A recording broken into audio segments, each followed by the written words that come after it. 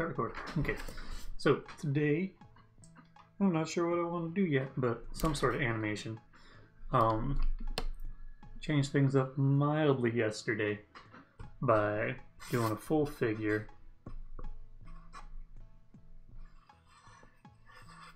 instead of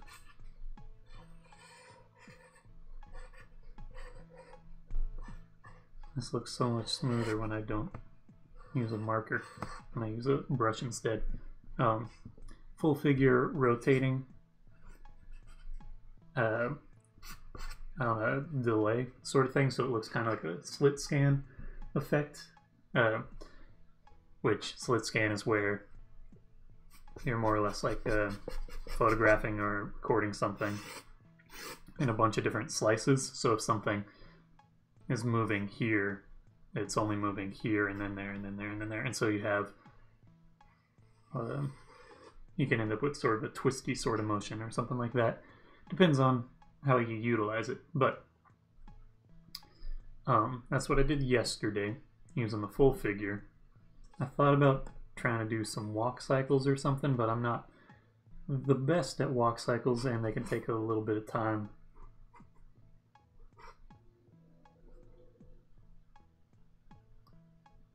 What if I were to just take elements that I've done with the face loops, like wiggly guy coming up or going and having those motions happening, but applied them to the full figures, but maybe mess with some different sort of figures, not necessarily all the same feminine figure. But have some variations.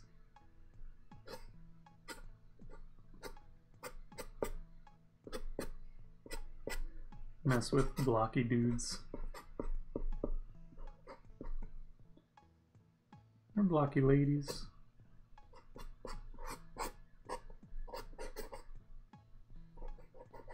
And simplifying things. In the past, I've been less sensitive to different elements of simplifying bodies or senses of identity to basic elements where it becomes almost alienating or stereotypical, or creating things that are not particularly representational of a larger swath of the world.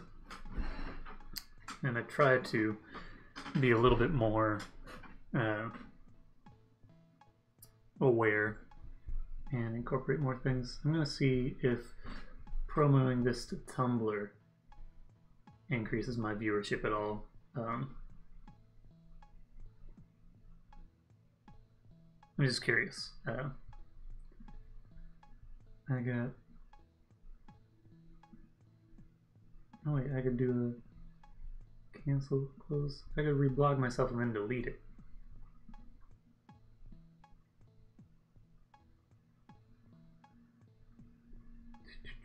I'll see how it goes. I'm figuring out how best to promote to my audience.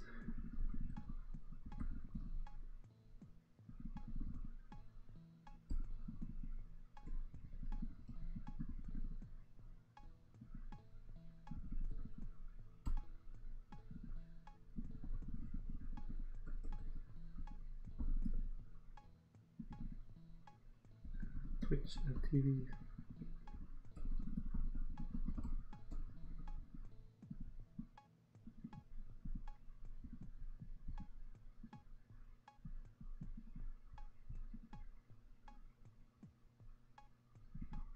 Okay, cool.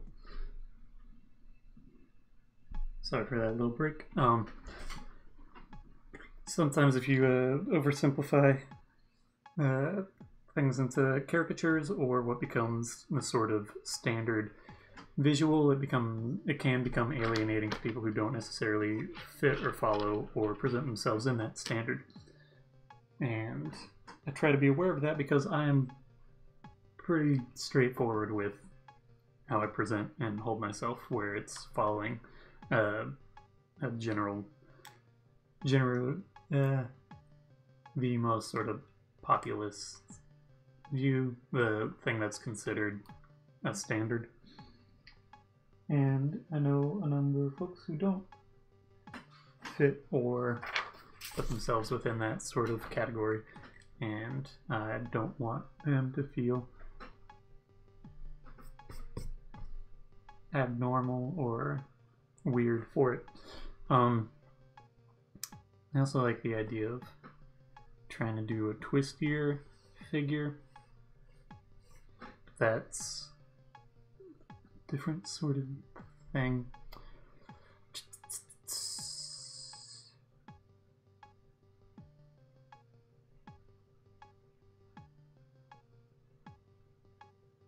I might just take that one from yesterday and try to do a sort of bubbling thing, like almost like paper. So you have multiples that are, if you do this, you have to mess with the perspective a little bit, sometimes exaggerating elements.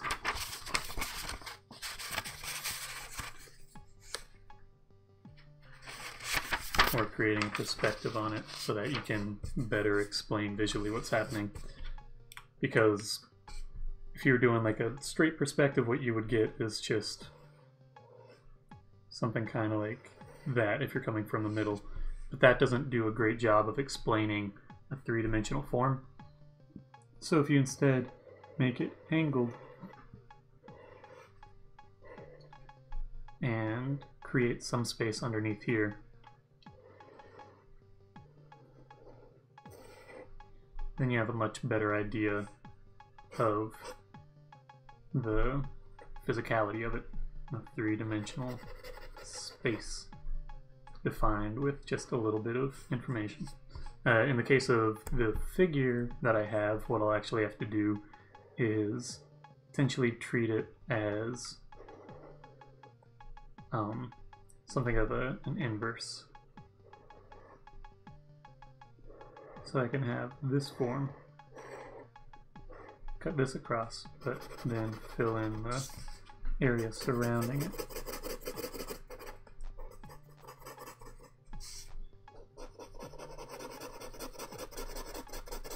Which this shouldn't take too long, and I might actually have the time and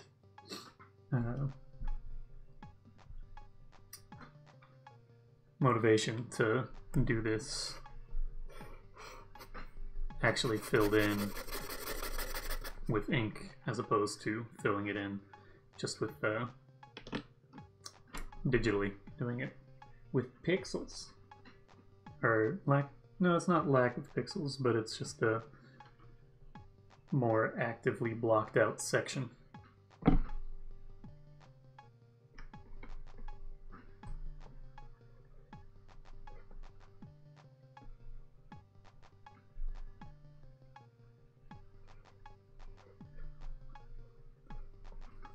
It probably doesn't show up on camera, but you can see a color difference in this black if you're in person. Also a difference in amount of reflection. I think that's the actual best application.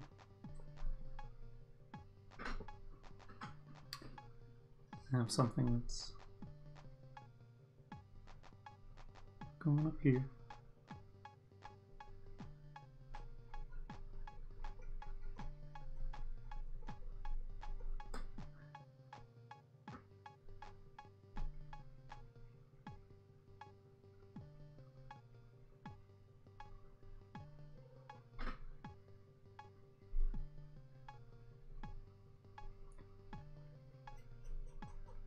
I think that's the best. I don't know how present that is on camera. Let's see. You can see it decently. Okay. So I think I'm going to do that. I'm going to take the figure from yesterday do a base outline. That is January. I'm in February now. And work from there so that I can transition the two together should I ever desire to. This is more or less expanding from face loops things that I've done in the past, and I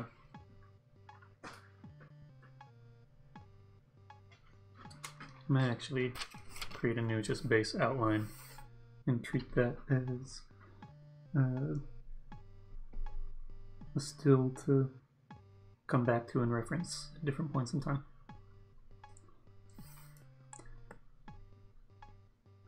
Gonna outline this and then readjust the camera, I think.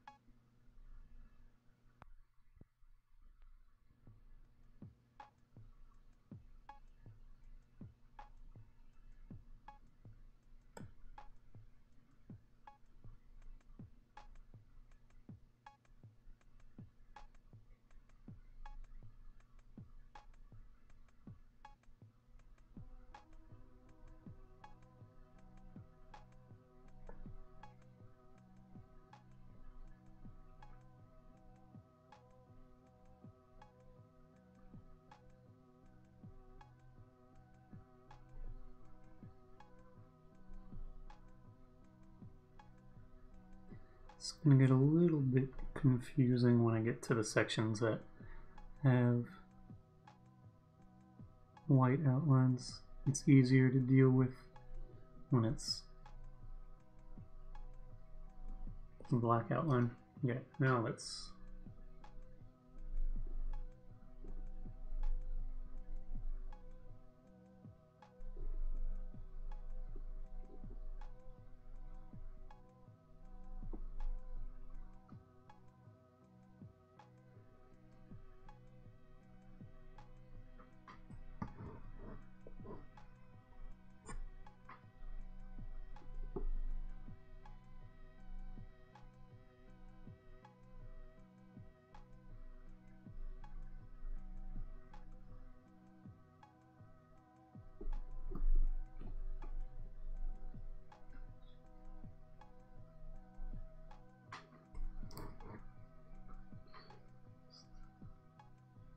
a bit closer, and I gotta watch this to see if the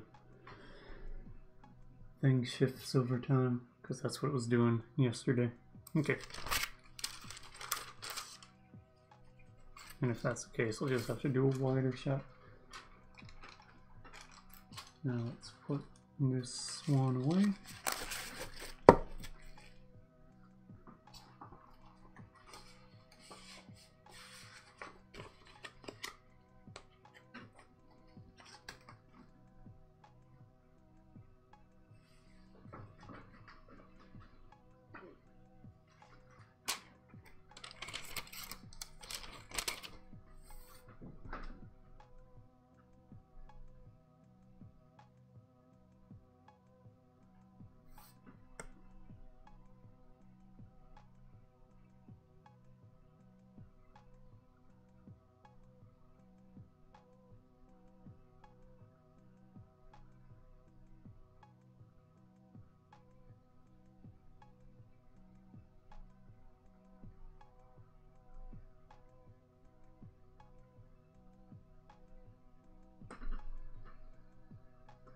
First one is just a copy.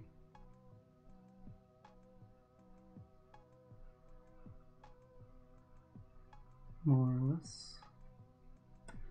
there's always a little bit of discrepancy with the action of tracing it.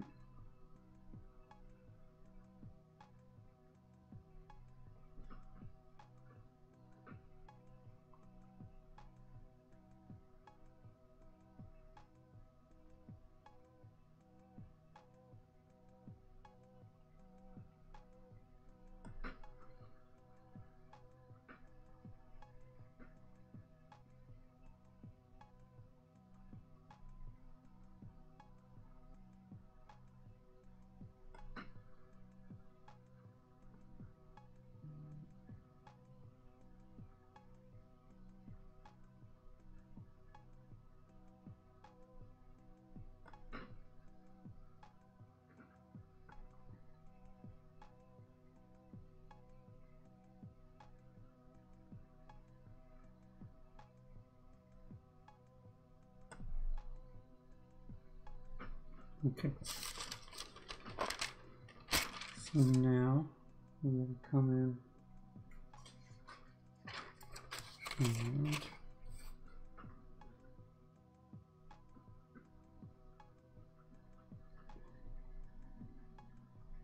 so the idea is that sort of creating this distortion. So first things first, I'm going to have to sort of flip these guys up.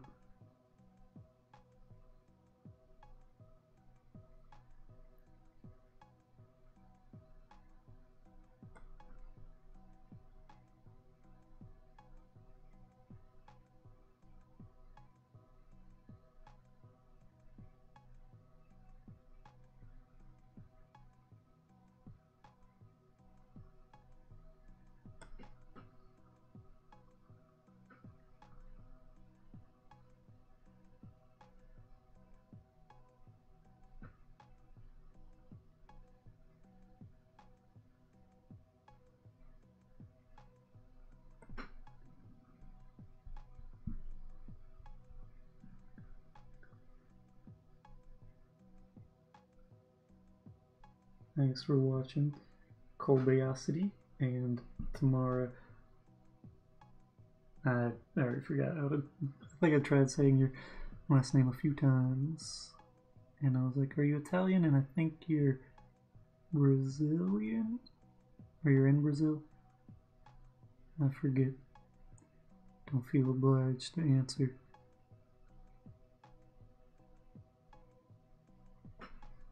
That's just me thinking or trying to remember.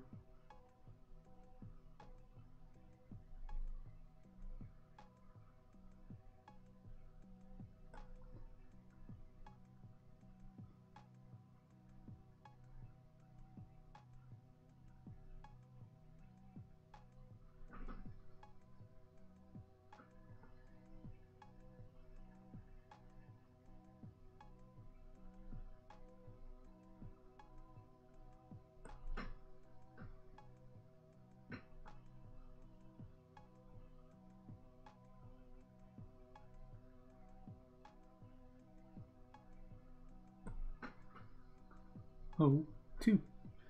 So now this draw a little bit.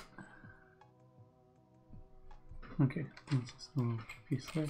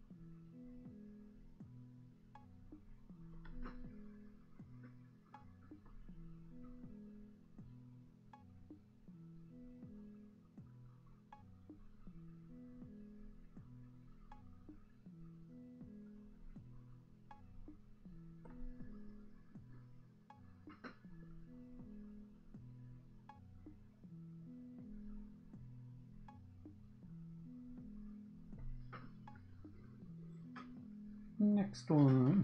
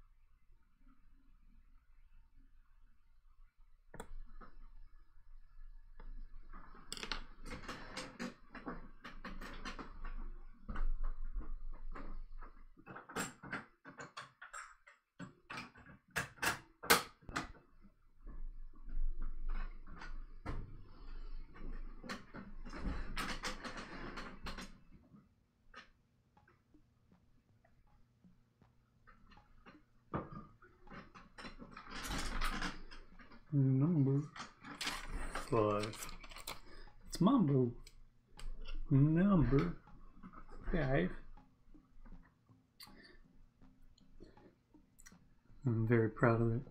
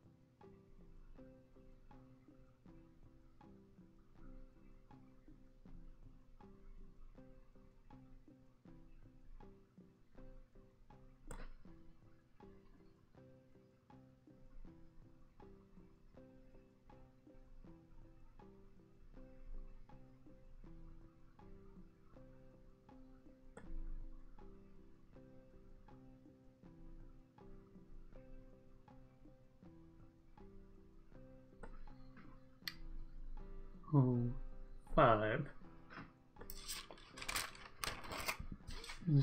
Oh, it stayed in place. Okay. A generally fixed amount. I think I just needed to like readjust some elements of it. I'm glad.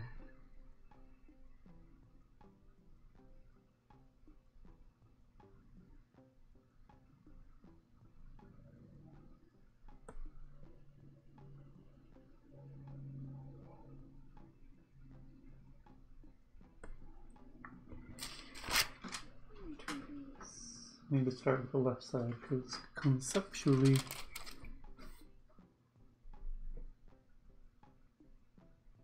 that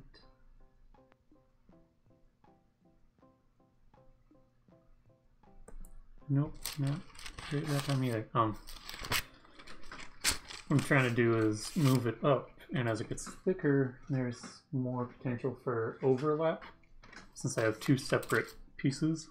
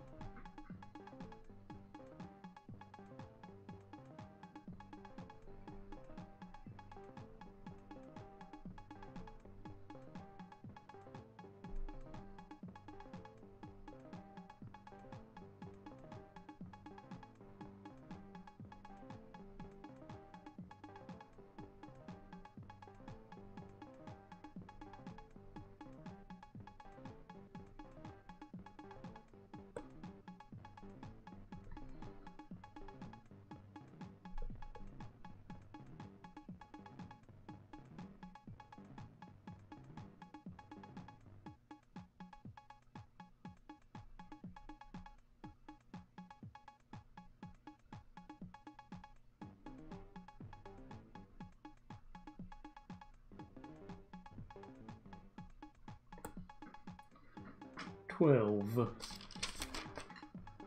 13 is next.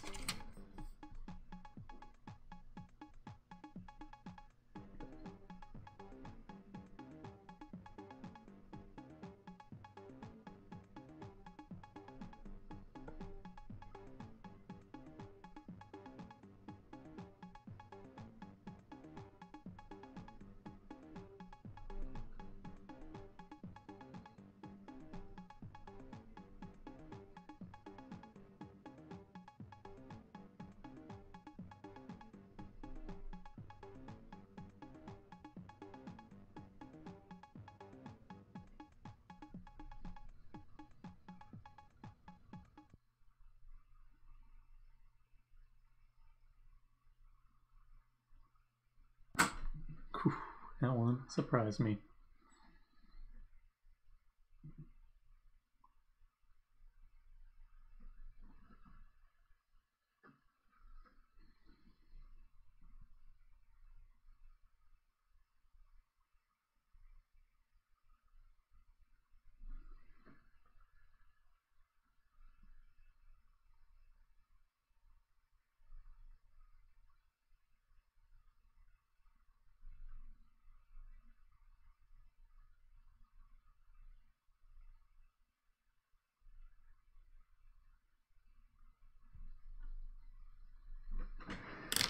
Flip, or switch out the tape.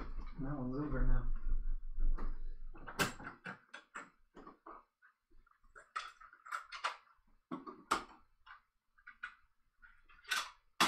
Bongo time.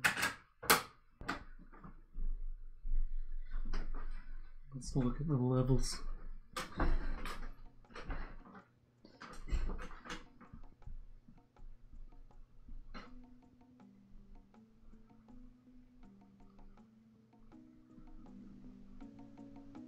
Pull it up just a little bit. Okay. Looks good. Audio wise. Do I have over here? I do. So let's move that up.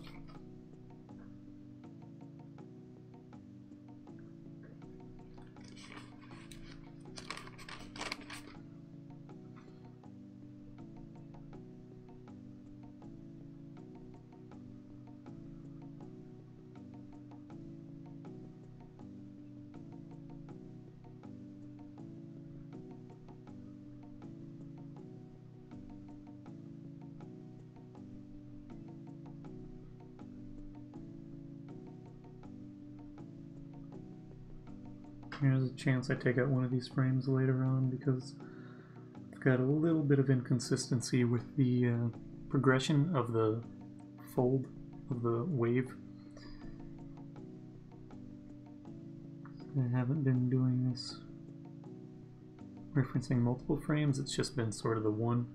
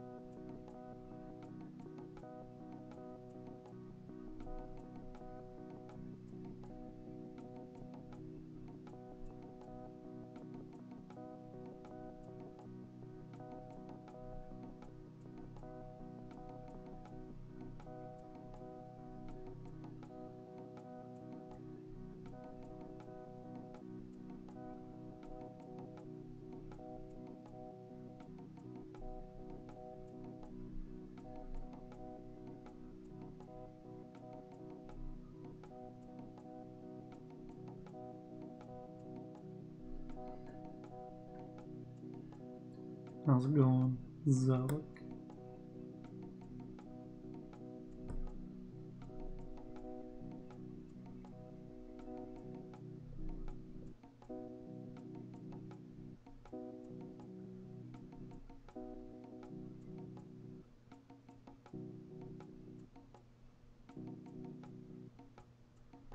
We're animating a wavy lady. Oop. That sort of motion.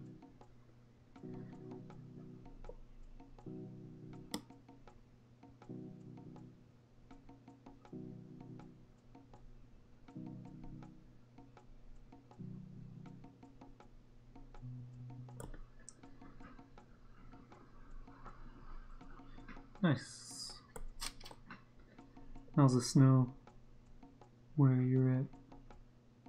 Cleared out a bit. It's a little bit better today here, but I've just been inside.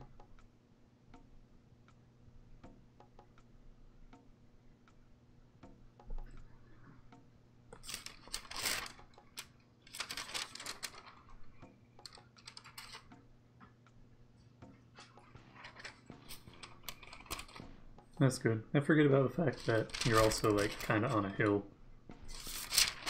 Or you're in a more hilly area. And so if the sidewalks are bad, it's bad in a different way. There's a little bit of angle here, but not as bad as where you're at.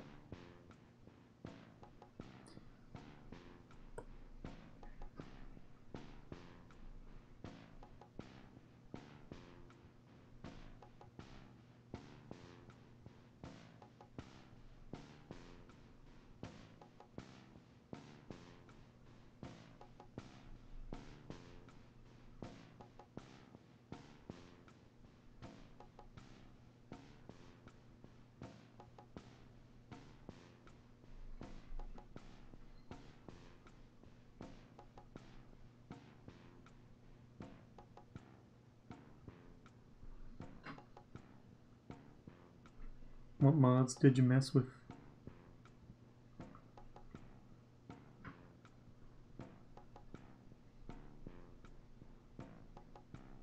Show me you were messing with the playing as animals and such, but didn't know where you ended up with after that.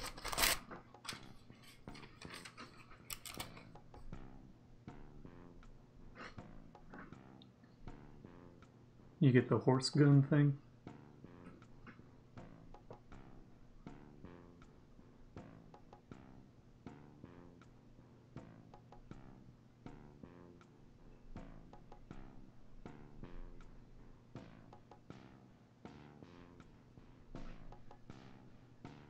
Ah, you got a bunch of mods in one.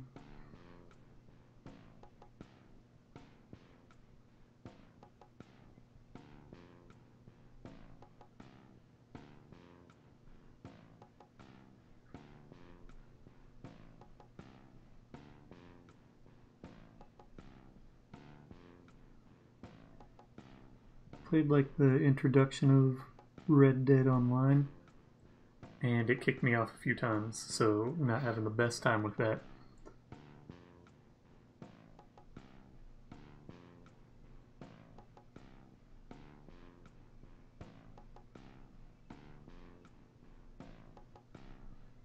Nice. NICE.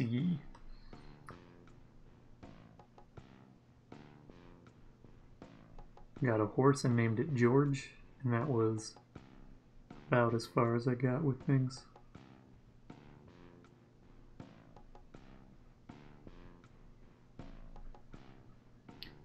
It's a horse that I stole from some people who stole it from someone else.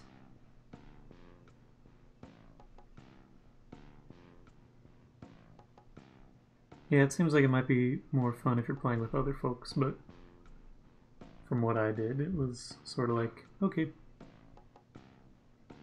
And then it kicked me off.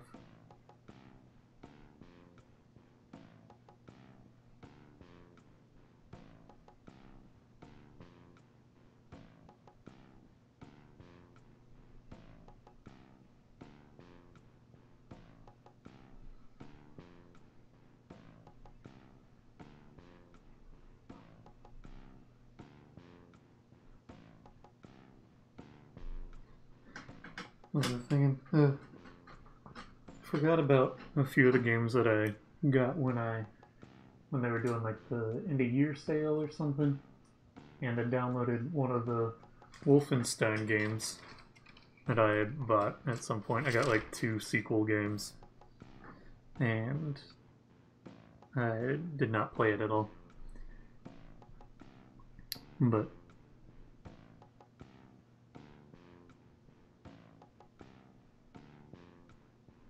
I have it now.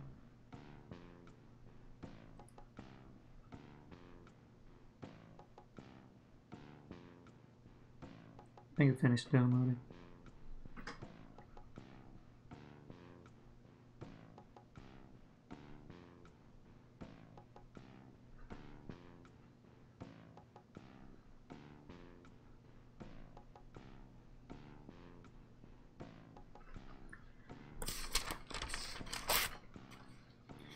It's one of the Wolfenstein games. I forget which one, because what I got was not the original. It was some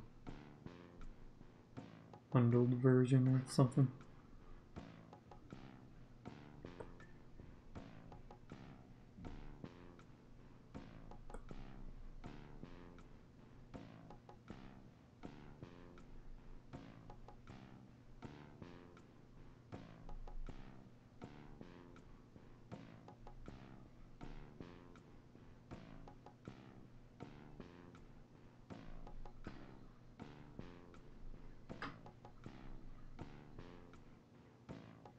I think New Colossus is one that I have.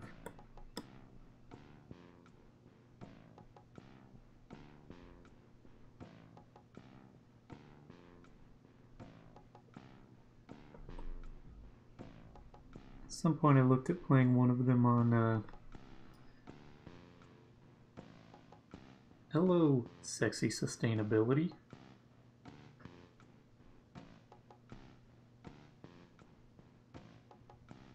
I'm assuming that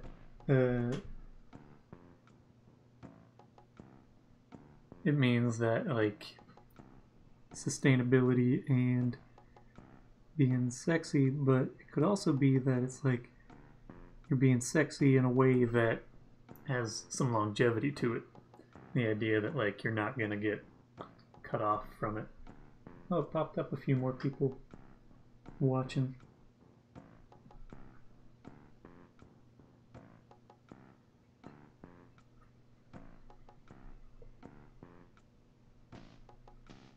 The idea that being sexy, you gotta do it at a rate that's not gonna burn you out too fast. Gotta be sexy sustainably. In it for the long haul.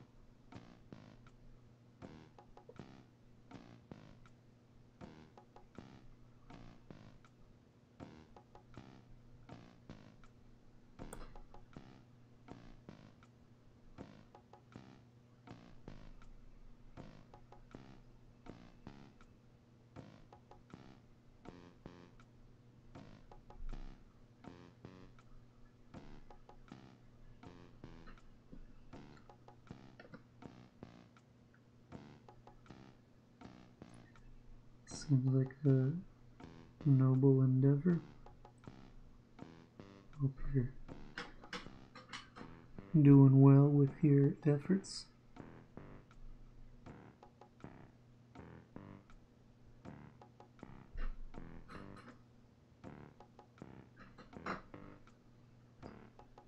And thank you for complimenting the process.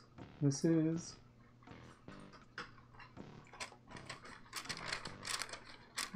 so I did bring someone in from Poston. Did you see a link on Tumblr? Is that where it came through?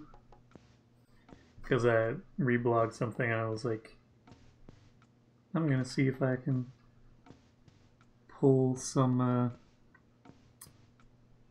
people from there.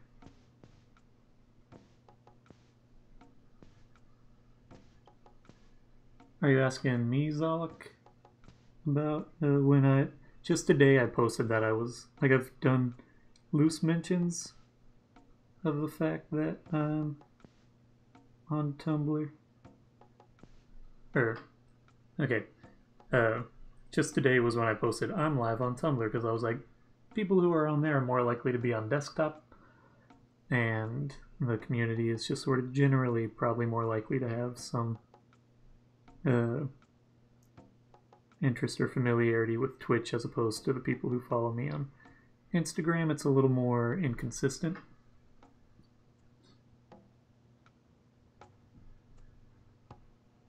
When did I start doing loops? 2012, maybe?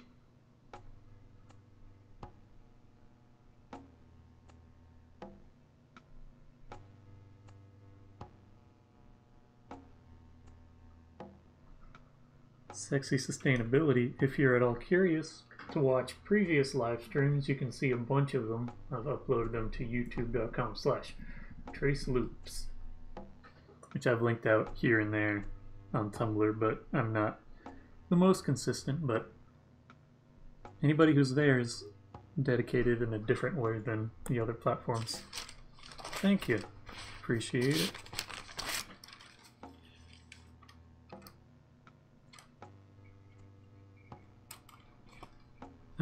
When did I get the gift tag stuff? That was when I was still in college, so it would have been 2013 or earlier. 2013 was when I started getting a little bit more traction. That's when I did my first. Hello, Rick is rude. Bienvenido. Got some more people popping. I don't know. For most of this stream, it was like 3 folks. And I think one of them might be considered me because I have this set up on my computer so I can type up my phone so I can monitor things a little bit more closely.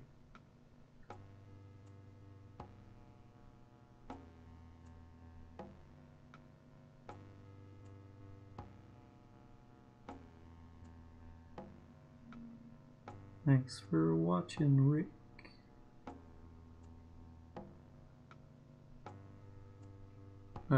On Tumblr, it was when I was in college is when I got more into Tumblr, and that was...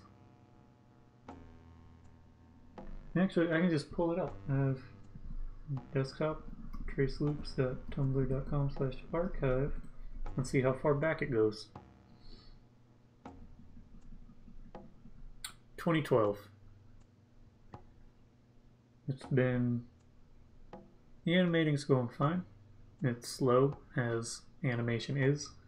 First thing I have is something of France Gall that was a rotoscoped thing, and it's like maybe 20 frames. Nothing super specific. July 12th, 2012 is the first Trace Loops post. But I want to see Food Mosh.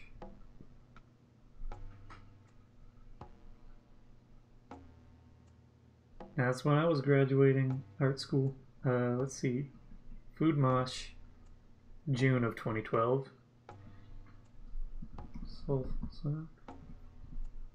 Let's see what my oldest personal Tumblr post when that's from. Ooh, 2010. June of 2010. So, I started on Tumblr 11 years ago. Well, 10 and a half. A little bit here and there.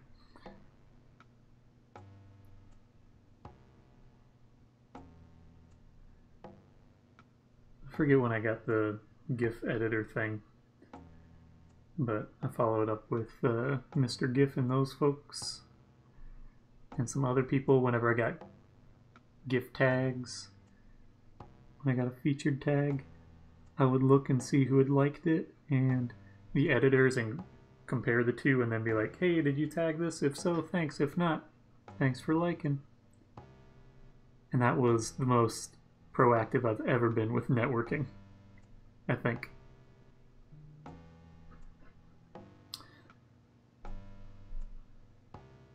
What brush is this? You can ask whatever questions you want. It makes the stream more engaging. Most of the time I'm just quietly working on stuff, and then I'll flip the cassette tape I have in the background. Thanks for following. I'm assuming the person who just subscribed on YouTube is Sexy Sustainability. Appreciate it. You can see things there. What color are? I think they're blue, a navy blue today.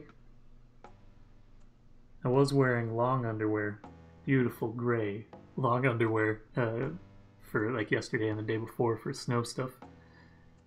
And it's just whatever cheap stuff. I got that a year and change ago, but I got it for when I went up to Montreal in the winter time. And now I only ever really wear it if it's like particularly cold or if I'm going out when it snows. The brush that I have, this is a cheap brush that I got off of Amazon, but I got it in a pack of 60 of them, which all of that is not the most sustainable, so apologies. Day job stuff, it's doing art things in different capacities.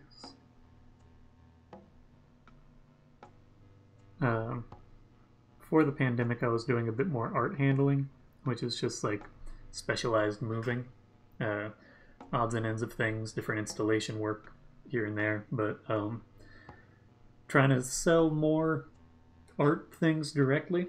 It's a little bit weird to manage trying to get more of a handle on selling things and promoting the selling of things, because I feel like I'm being too forward if I ever say like, hey, you can buy something of mine. But I've got stuff you can buy. I upload designs pretty much daily. There are some times where it doesn't work out, but make new t-shirt designs available daily. It's using a process called direct-to-garment printing, which is more like inkjet printing, and as a result you can do one-off shirts. So if someone buys the design, cool. If not, I haven't invested money or materials into anything, because it's just, I've invested some time but not monetarily. Like if you do silk screen stuff, typically you have to set up more things. Screen printing buddies. I'm trying to think. I don't know too many people locally doing screen printing, because I knew one guy who was doing stuff out of Newark, but he has since moved to the West Coast. I haven't done screen printing in a minute. I'm trying to think the last time I did it, but I was using drawing fluid, which means you don't need an exposing unit and you can just sort of paint it in. It's a more direct one-for-one sort of deal. That's cool. Sorry, I'm sort of talking all over the place. But yeah. And then I do some brand work and stuff like that. I talked to Samer when the Fiona video came out. I just texted with him.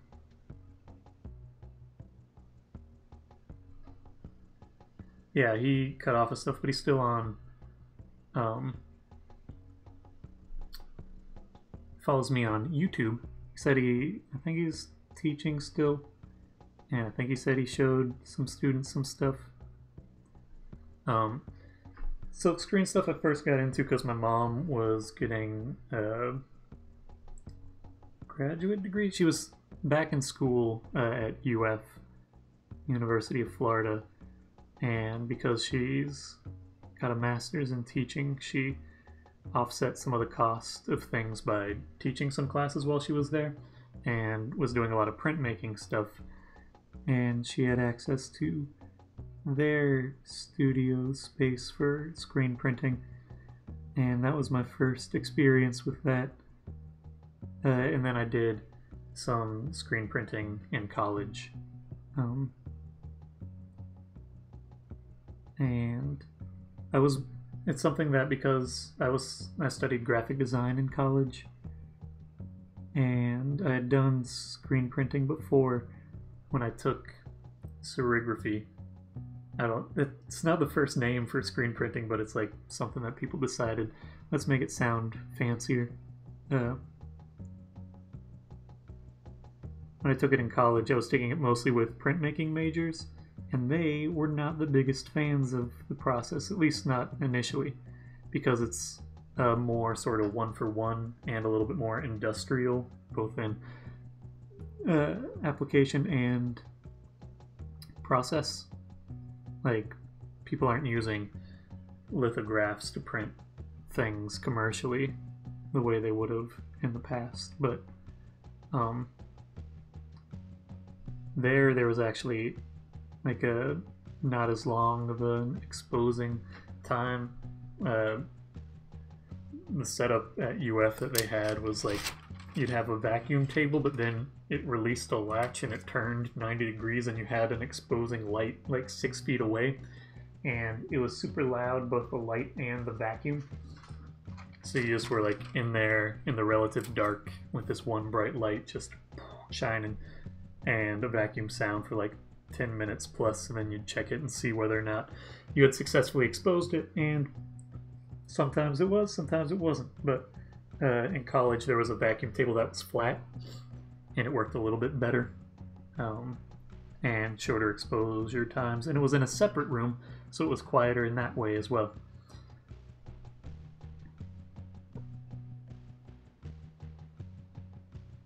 They also had a separate sort of washing room,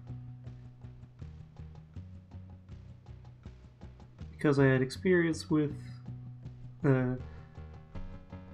some stuff prior. It was a nicer setup. It was also a more expensive school than SCAD was where it was, but more expensive than UF. It was nice for what it was,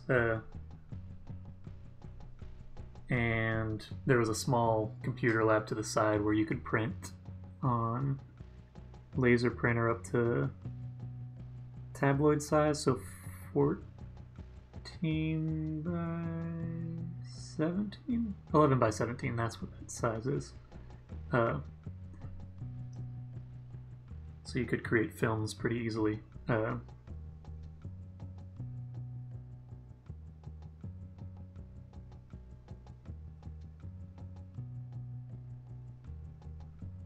Which was nice. But I didn't have a great actual screen when I was there. I had a wooden one and it got kind of warped, and it didn't seem like the best mesh. And so I had spots that got like filled with ink there. It might have just been me not cleaning it well, or being more ambitious and printing on more fabrics and material getting caught.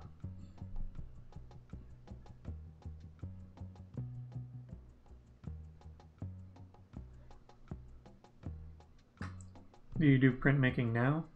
I didn't go to school for animation. I went to school for graphic design, and I got kind of burnt out on it towards the tail end, because it was mostly updating projects for a portfolio, and the projects that I really needed to update were the ones that I didn't like. And so I was like, I'm tired of working on this thing that I didn't like the first time, trying to make it better. Which, I'd have a different attitude on it probably now, but at the time it was like, I felt like I'd stopped learning. I wasn't exploring new things, it was just repeating things, which is super practical for creating a portfolio, but at the time I was like, I don't want to do this. So I devoted a lot more time to side interests of animating and glitch work and stuff like that, and started getting a little bit more traction with that, and then I started getting a little bit of work with it. And I was like, that's interesting. I enjoy that, and I have control over more elements of it. So I sort of stuck around with that for the next 10 years. Not 10 years yet. 8 years. Not quite. Almost 8 years. I'm so good at math. I want to see Glitch Hop went further back. Oh, I did Glitch Hop earlier. Ah, kitchen stuff. I've never worked in a kitchen. I have worked at business office. I worked at a dental college in high school. Mostly in the business office area, but I also went around and collected bags of used smocks to then have it sent out to an industrial spot that would do laundry things, which manual labor stuff is rewarding in the sense that, like, you can watch it be completed and then it's done and you can see your accomplishment in a very direct manner.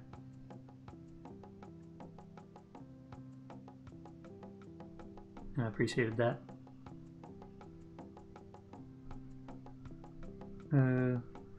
It's a weird time to meet people in general, but hope that you're able to find folks that you can print with. What sort of printmaking have you done?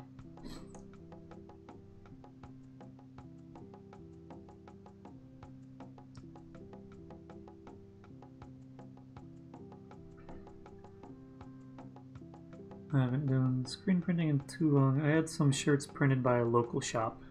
And they did a good job with things, doing stuff that I couldn't manage on my own and would have really found frustration doing because I had a lot of fine lines and stuff.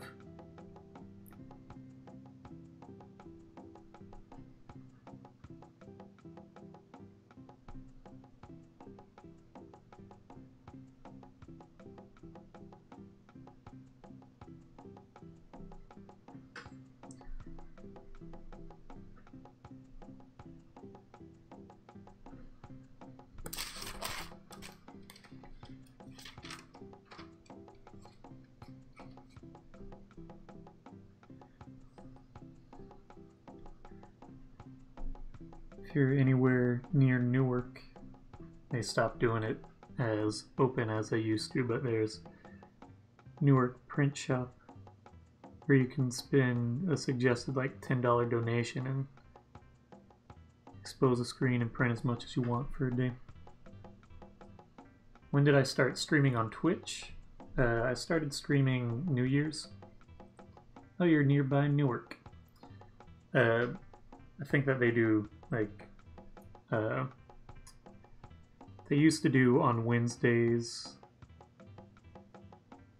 You pay $10 and you can print as much as you want, and they give most of the supplies, but if you're printing on t-shirts or fabric or stuff like that, then you gotta bring that. But it got a little bit more chaotic as time went on. But oh, you're in Hawaii. Zalek had some time in Hawaii, but I don't know too much about his experiences there other than just sort of being around on the beach and such.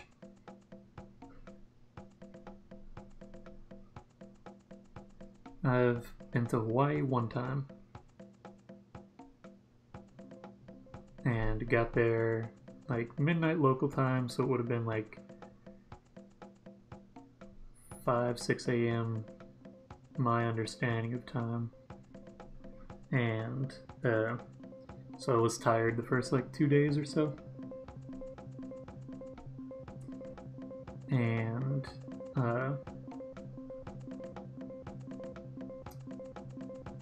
I enjoyed trying to say things in Hawaiian because there's a lot of streets and different things around that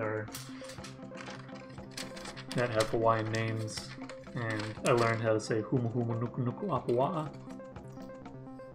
the state fish of Hawaii. It's a kind of triggerfish. That's got interesting colors to it. I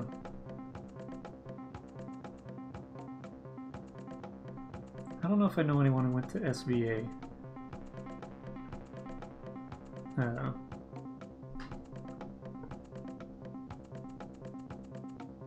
Walk by it here and there. But anyway, I was tired and we were like driving around. I think I was like 1 year in college or something. I was there with my family and I was trying to say all the different street names and stuff in Hawaiian, and we eventually got to one I just said like Punch Bowl because I was trying to pronounce all the vowels, but it was just like Punch Bowl Road or something. And so I think about that here and there.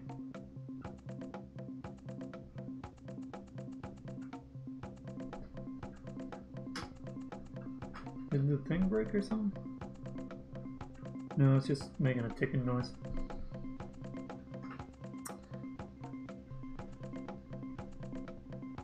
I started streaming on Twitch start of the year. I had been streaming on Instagram Live for a bit.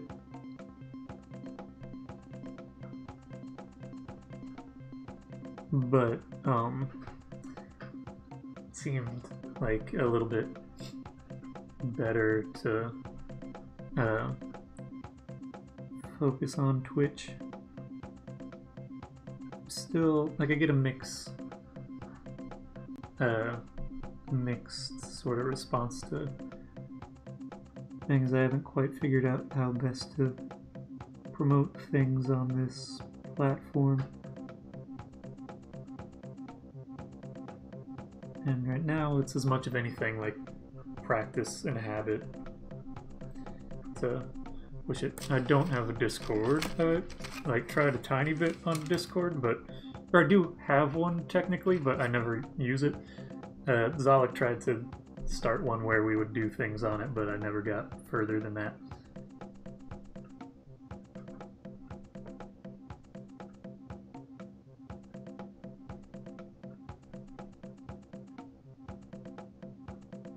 The most that I have for newer things, I've got TikTok and Twitch things. And I might have had like a few people push from TikTok, but not too many. It's mostly Instagram and then a tiny bit of Twitch, or Twitter. Just a little bit. I've gotten a few people, if more established folks,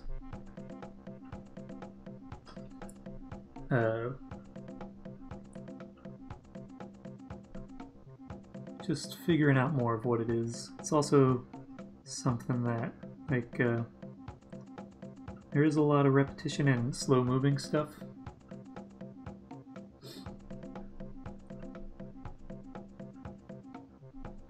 With just my things, it's animation in general, and I'm not the biggest personality, so to speak.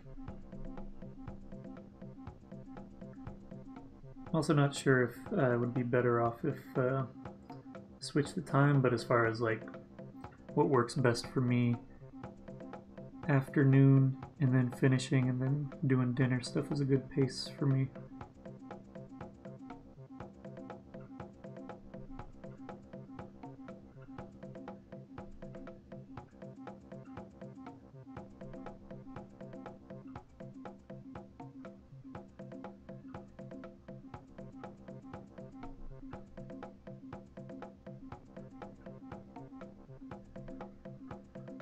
It's 22. What time is it now? Coming up on 5.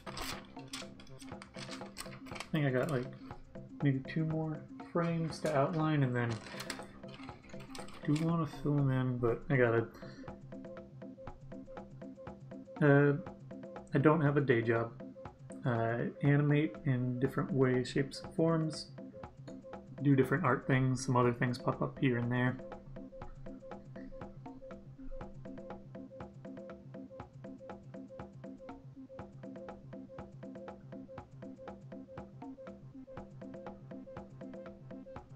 But it's primarily animating.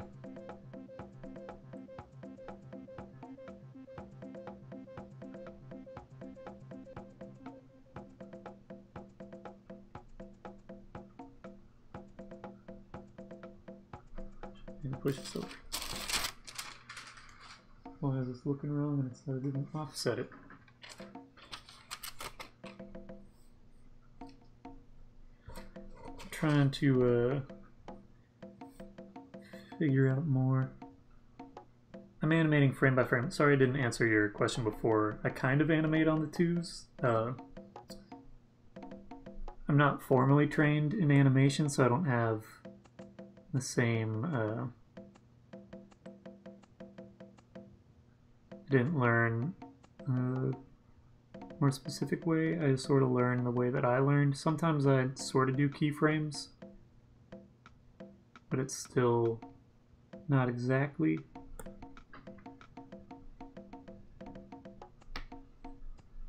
Stuff. Anyway, I kind of animate on the 2s in the sense that I started into things rotoscoping, and I'd trace over footage that was shot at 30 frames per second. But I just trace over every other. Now turning this one down, this tape's a little bit louder. Now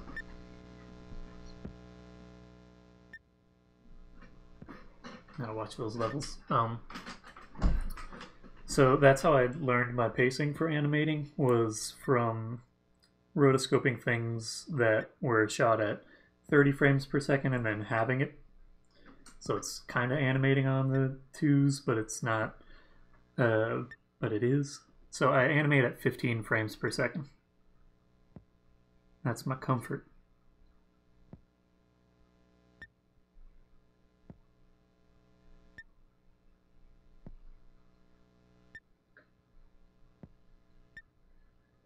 It's because copying every frame rotoscoping,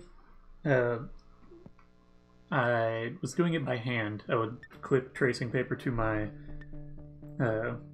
computer screen and trace it. If I try to do 30, it was a mixture of being lazy and not wanting to do 30 frames per second because that's a lot for animating.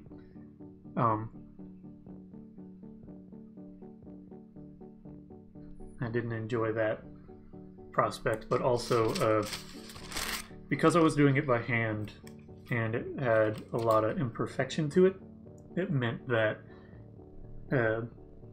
if I did 30 frames per second, okay, next one I'll do 90 FPS, but if I played it back at 30 frames per second, it jittered too much. It was super shaky. Because anytime that I'd repeat a line or a space or something, what I'd end up with is inconsistencies to the point where it looked bad to me.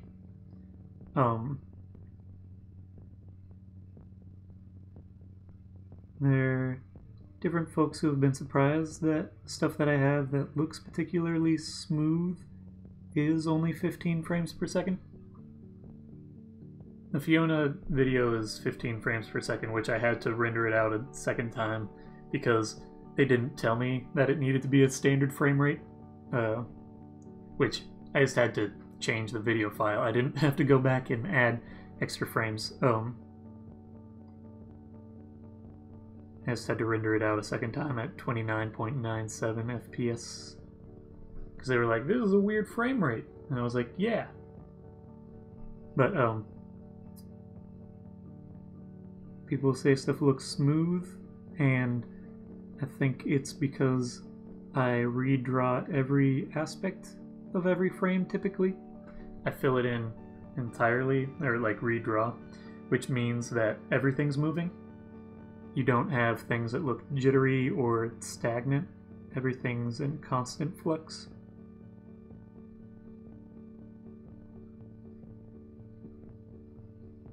so that inconsistency lends itself better to it looks smoother in general, is my experience with work that I've done.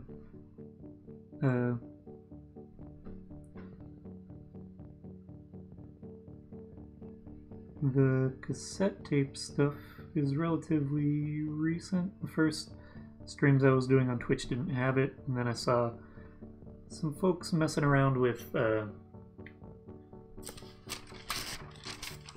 doing like warbly tape playback stuff on TikTok. I saw people creating what they called a drone sound or something, which is just their sort of like a very slow background music stuff, and I was like, I could do something like that. And I looked into trying to customize a tape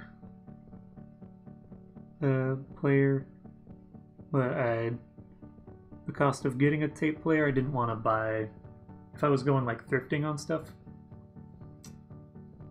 Oh, and take care of good farm animals. Thanks for tuning in, watching, appreciate it, and hope you're able to find more printmaking folks in Hawaii.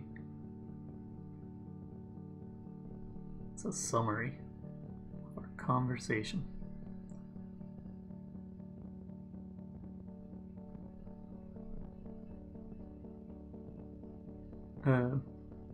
But for the tapes, I was looking at like people who were doing droney sort of stuff, and then I watched a number of YouTube videos of people who made it so they changed the playback speed of cassette players, and I liked looking at it, but it's a lot of sort of data bending stuff, and I've done some of that, but usually it's with stuff that's slightly cheaper. Cassette tape players, it's a mix. It's also, I wanted to find one that had didn't use battery, or that had the original cables with it, so I could power it by just a wall outlet. And they're sort of hit or miss on eBay for finding ones that are working, that have power outlet stuff, the cable's still there, because otherwise most tape players, cassette decks, if they're not portable, require like 4D batteries or something like that, and I was like, I don't want to deal with that or replacing them, especially if it's like midstream or something. So yeah, mess with that, and I like the audio quality of it, and it's a different way to illustrate the passage of time. If I have my time-lapse versions of things, you can watch the tape advance, and I like having those little details. There've been a couple times where people watch and they're like, once the tape stops, I'm like, I gotta switch that over, and then they realize it's a live stream of the actual tape player and not just a graphic, which I like that little surprise coming there too. I was able to switch over to that when I got a capture card for this camera that I bought that has a little bit higher quality overhead, and it has a analog zoom. This is 23, 24. Which means that it looks better in that way. This is a reference guide, so for the time being, I'm going to set it over here.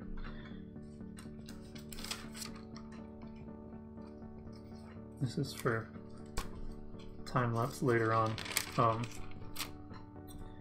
I also wanted to play music, but have it where the music wouldn't get taken down by Twitch or Instagram or YouTube, and so I started looking at different ways of just creating simple background music stuff, and I know there's royalty-free things.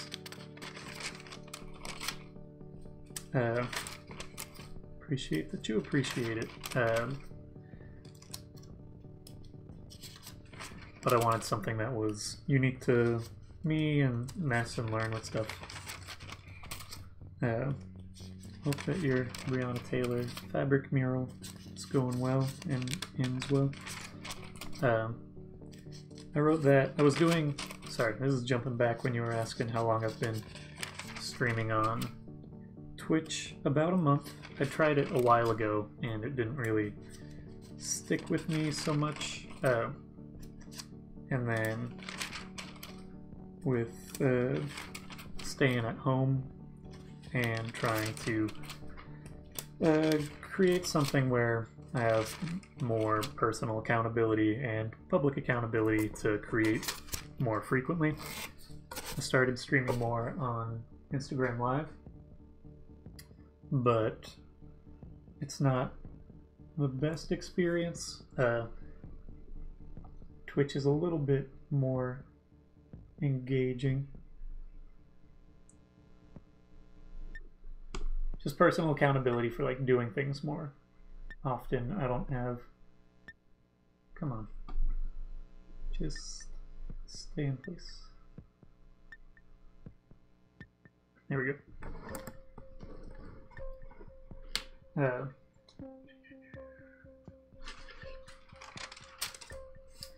But Instagram Live isn't the best for interacting with folks and stuff. So that GorillaPod, it's really nice for going this direction, and then I have an overhead thing that's not a tripod, it's like a mounted sort of thing. That it's better for lighter cameras, but I didn't want to pay for more expensive thing because I got this for a webcam, but then I switched over to a mirrorless camera, and it has a bit more weight to it. It also meant that I got to use a sandbag. I don't know if you can see it. You can see this handle bit. There's a sandbag that's holding it down so it doesn't topple over. Even with a lighter camera, like the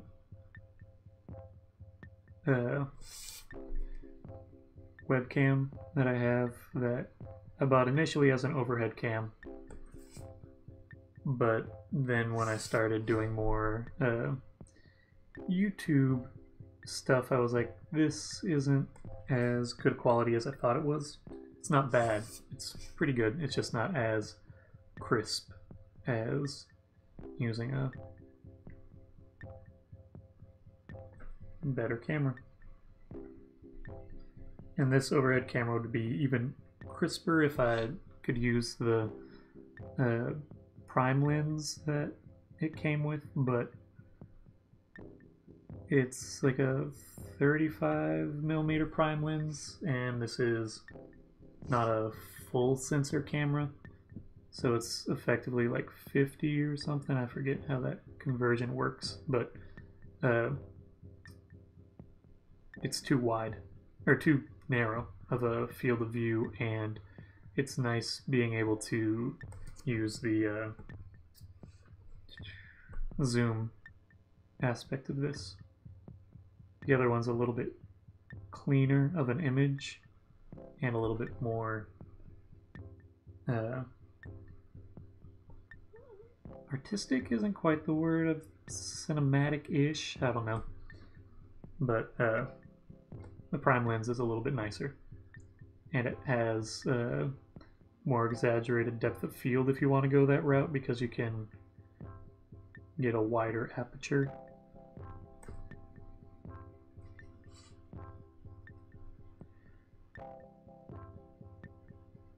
Most of getting better brush strokes is, in my experience, knowing how to ink the brush and using decent ink. It's a pretty cheap brush. It's good, but it's not the best.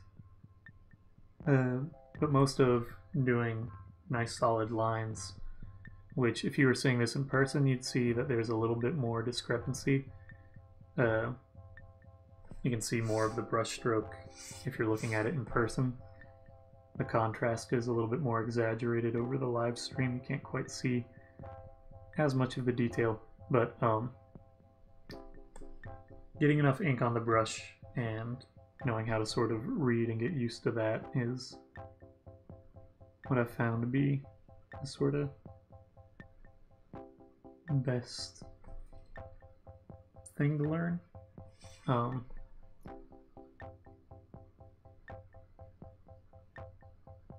Because when you start to get dry brush, it drags more and it doesn't fill as well, and you have other issues there.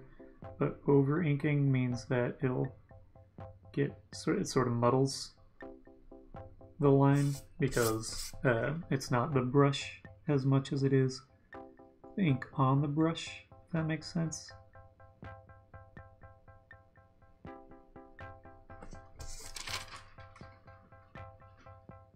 Where if you have a lot of ink on the brush, it'll spread a bit more, which is fine for larger areas where you're filling, but it will start to affect the line quality. And also, depending on the medium that you're painting onto, if you have a lot of ink on the brush, it'll seep a lot. This is tracing paper, and tracing paper typically, in my experience, most tracing paper, unless it's like tissue paper, which some things try to pass off tissue paper as tracing paper because it's easier to make and cheaper, I think. Has less material in there. Tracing paper tends not to absorb too much of the ink, and if you get an even smoother tracing paper, one that is closer or might be referred to as vellum, that has almost a plasticky feel to it, the medium sort of rests on top, which means you can get very clean edges, but you also have to be aware of the fact that the moisture is sitting on top of the paper as opposed to being absorbed into it, and as a result you can end up with stuff smearing if you apply too much because it takes longer to dry. This tracing paper is sort of in between. It's not like crazy smooth or plasticky or like a vellum. It's more like a smoother paper. It still has a papery texture to it. Some tracing paper that I have is plasticky, and most of the issues I have with that paper is folding it is too crisp and it's more likely to tear or just break because it's like folding plastic or something. And I hold things down a lot and move it a lot, and as a result sometimes the oil from my fingers transfers onto the surface, and if it's a material that's not absorbing things so much, you can end up making it so you have sections where the oil, I can't think of it, resists the ink, and it's almost like a small version of a batik or something where the oil blocks the ink and you either have to layer it or fix it later digitally, and it can really affect line quality because it'll break up the line and have the ink sort of pull to either side of those marking bits.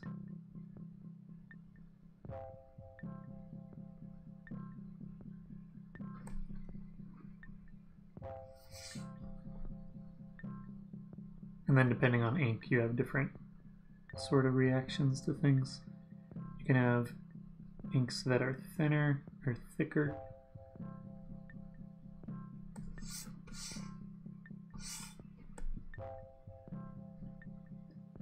And they'll behave differently and be practical for different marking tools.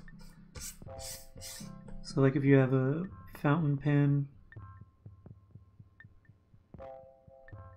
or something like that, or a nib pen, have thinner ink that's less likely to clog up the mechanics, but because it's thinner, it's not as opaque. It's not as black. This is Sumi ink, and it's got a nice black to it. It's relatively inexpensive, and it doesn't gum up in the same way that where is it? There's the ink. When I've done, like, initially I started off using a lot of Speedball India ink, where you can get a large container of it for cheaper. But it gets gummy as it dries, where Sumi ink gets a little bit thicker, but it doesn't gum up. It more like flakes, which means that it's less likely to... It's easier to clean out in general of things, and it just behaves a little bit nicer than when I've used other inks. Do I always digitally transfer? For the most part, just because I'm sharing online different capacities. But I keep a hold of the physical elements because I like the physical things. If you want to buy physical stills, you can. I sell them on my website.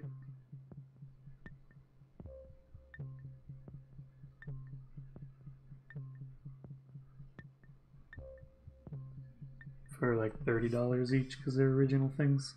I like the physicality of it, and I like looking at it and seeing the differences of things and optimizing things for different formats. Animation in general is hard to present in a purely analog manner. You can use old animation tools, but those play back in a different sort of way. Any format that you have is going to have advantages and disadvantages, and I try to correctly utilize, or I say correctly, I try to take advantage of those advantages. In my mind, there's like a right way and a wrong way to utilize something, and the way to utilize it is not to hide the process, it's to push it, to explain it, and take advantage of it.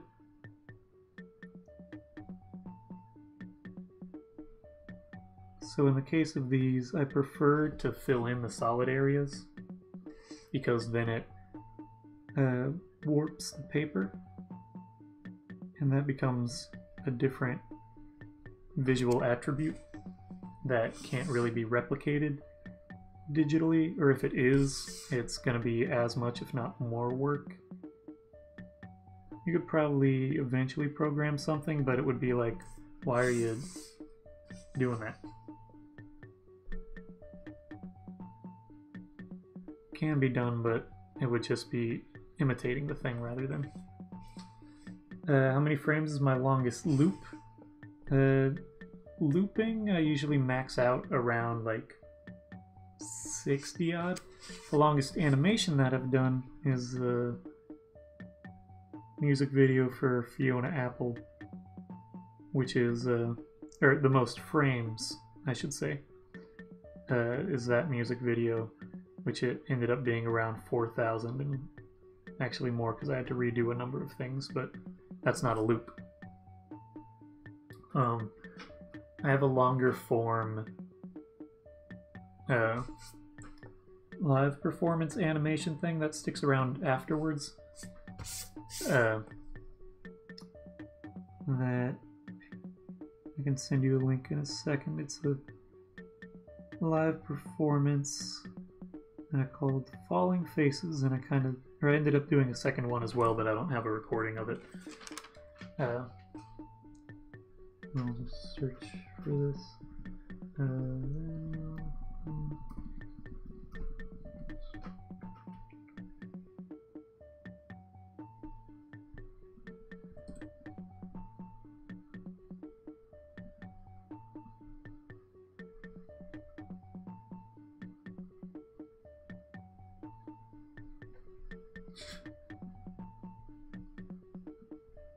Gotta watch that this audio doesn't come in. Okay, I'll link this here. So that's a performance that is about 12 minutes, but it loops afterwards. So saying, like, defining something as length of a loop is not exact, because a loop is indefinite, ideally. That's sort of the appeal of it. If you're going purely for length, then I've got different approaches that I've taken as solutions to the problem of animated stuff that takes a long time to create. So that performance has just a looping thing towards the front end of it that is about like 2.5 minutes or something. The second version of that I did was a lot tighter. So the intro is shorter and the actual performance time is shorter, but it's more complex. But I don't have any direct recording of that.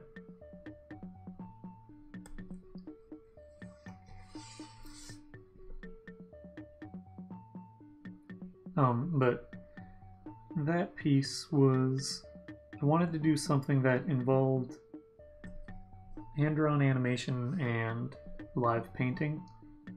Something that is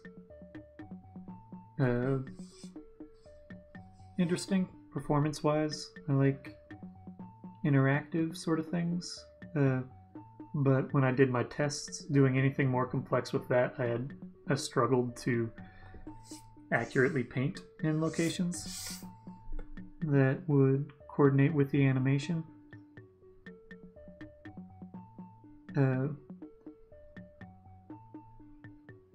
That performance has 5 different elements that are just falling faces, and then after a period of time I go up and I paint something from behind the screen, so it's rear projected onto just like muslin fabric, just some cotton fabric, and each falling face has a sound that's associated with it, and they're on slightly different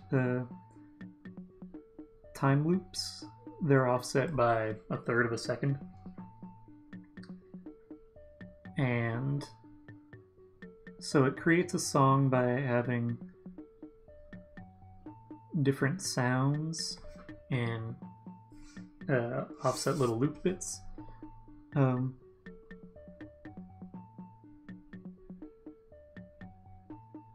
And then I come in and I paint an element, and then the falling face interacts with that element, and then you have a different noise that comes with that sound. So the first tone is pretty round, it's just sort of like a boom, boom, boom, boom, and each one has a different tone to it.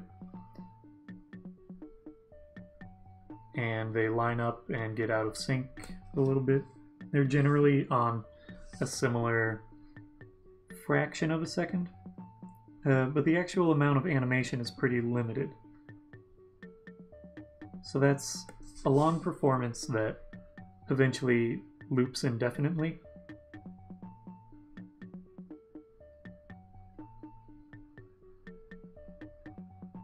So that's like the longest performance loop-ish thing that I have.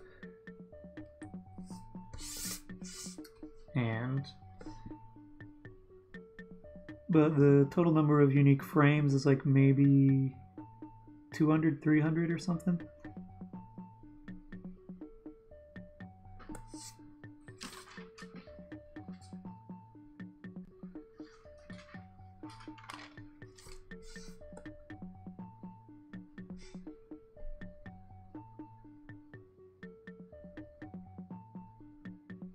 As a live performance, part of that was playing with the different tones of black that are created. So there's the black that's projected, which is actually more of a gray, because any sort of projected black is going to be somewhat muddled by the fact that it's surrounded by white and you can't have an opaque, blocked out section completely opaque. You have some light that comes through when you have a LCD projector, or any projector. You can't have pure black. And then there's the shadow that I cast, which is a bit darker because I am physically blocking the light, but it's still not super black because there's light that bleeds around it. And then there's the black that I paint onto the back of the fabric that bleeds through, and that's probably the darkest of all three blacks. And they all serve their different functions, and it becomes something of a like physical barrier in the painted aspects.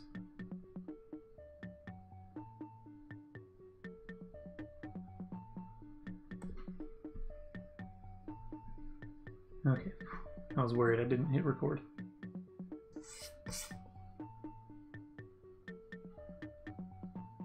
I did. And it's not a terrible thing if it doesn't, because I could rip it from my like previous streams or whatever, coming from Twitch. But it's much easier and a better quality if I just take the output and record it as I'm broadcasting.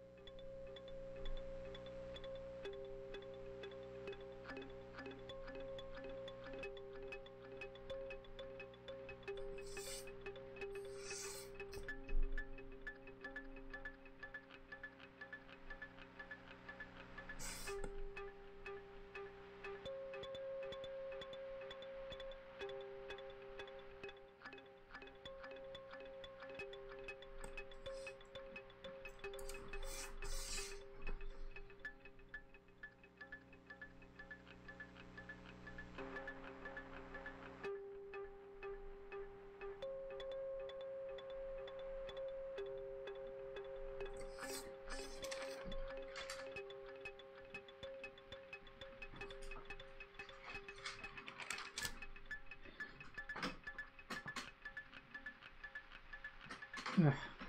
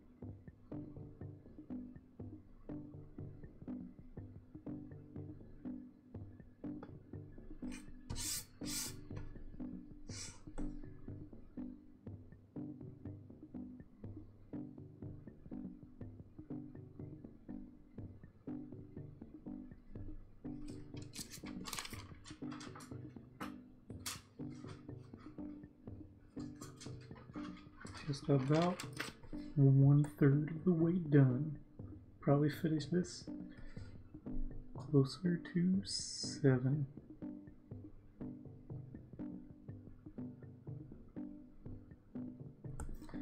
Let me see how this makes some space.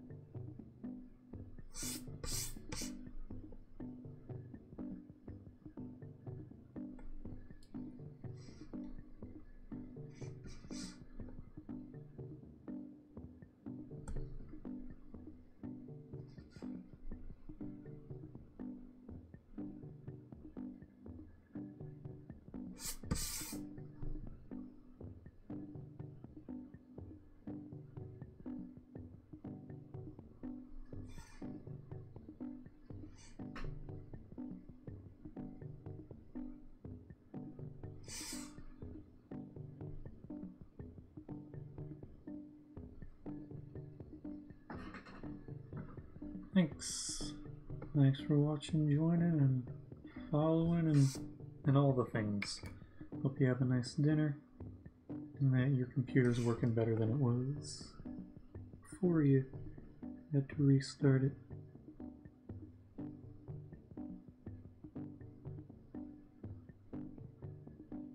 I'm live pretty much every day at 3 p.m. Eastern Standard Time. Some days it runs a little bit longer if I'm animating. Some days it's shorter because I have things that I have going on. If I'm not streaming, I'll post about it on Instagram stories. Thanks for watching. Sexy Sustainability.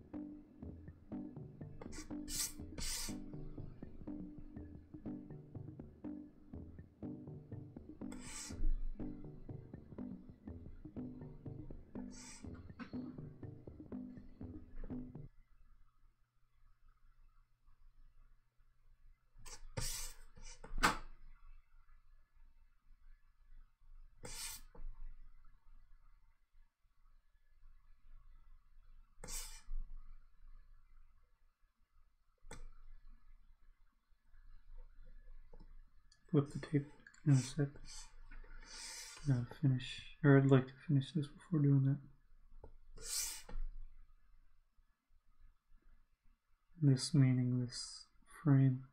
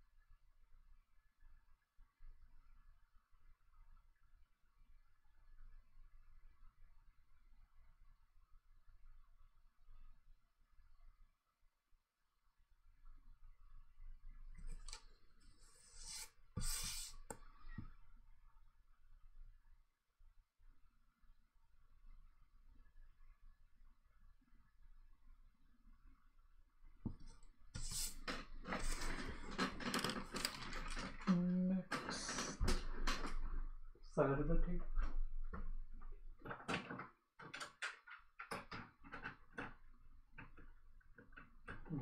There it is.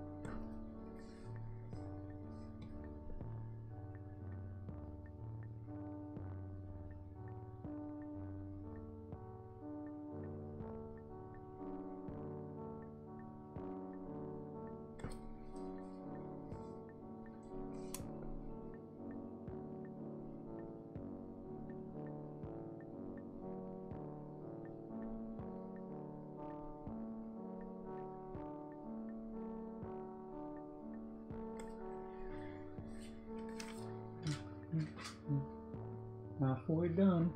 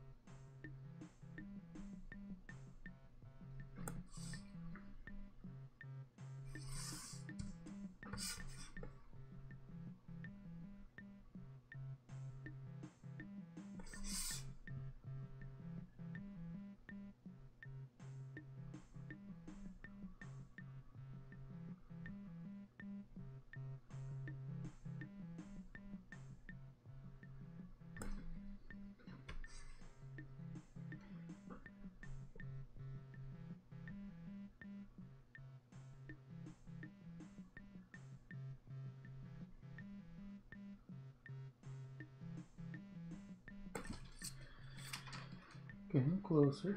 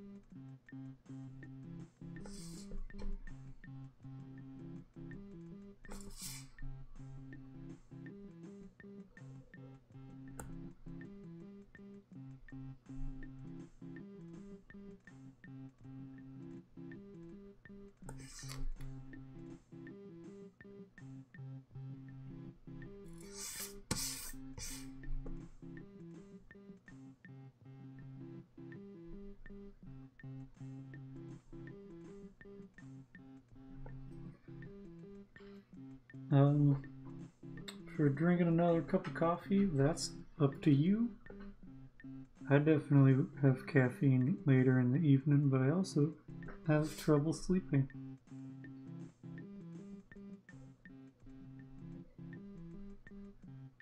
I know for me, I want coffee, but that's because I get jittery and anxious when I drink coffee or like a super highly caffeinated tea.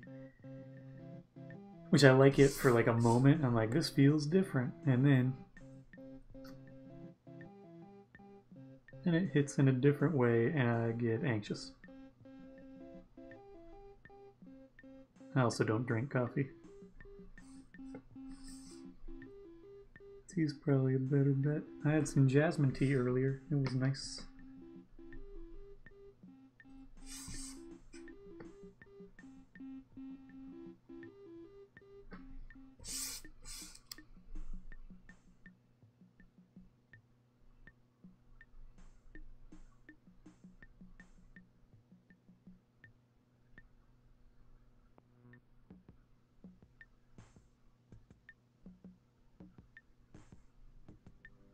I have a bunch of tea still from last year. I was going to say earlier in the year, but it was last year.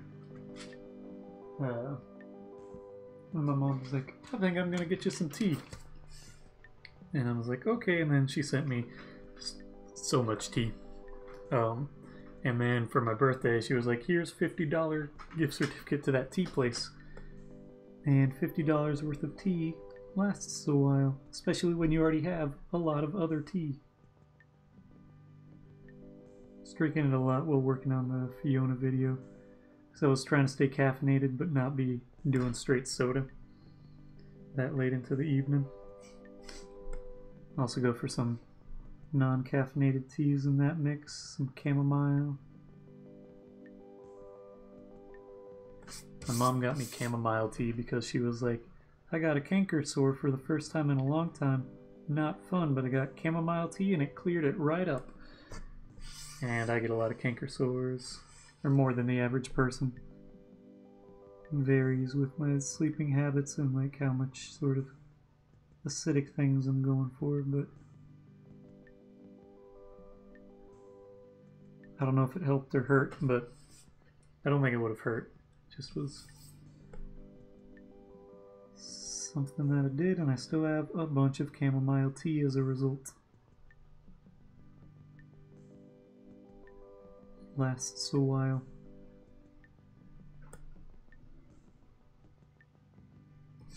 It's like a loose leaf chamomile tea, so it's got the little buds of the flower, and it looks pretty before you put it in the tea, and then while it's steeping it also looks nice, but then when you take out the infuser thing, the thing that has the tea in it, which technically chamomile tea, not a tea, it's something that's a different name that doesn't involve tea leaves. Anyway, it looks gross. It just looks like soggy, like almost like spitballs or something. Flower water. It's got some name. It's the sort of thing that I saw something about tea on Imager at some point, and a bunch of the comments were like, that's not actually tea, it's this. Because that's the sort of community that has, not in a bad way. I'm that dude too. I'm saying it, just it's expected for, like, if you say something kind of incorrect on like Reddit or Imager, you're gonna get corrected.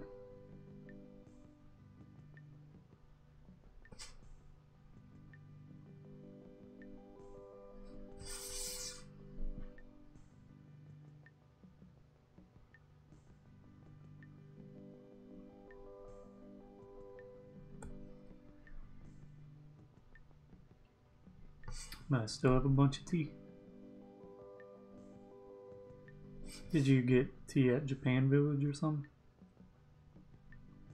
I've gotten tea there a couple times. Gotten Jinma tea or something. I forget.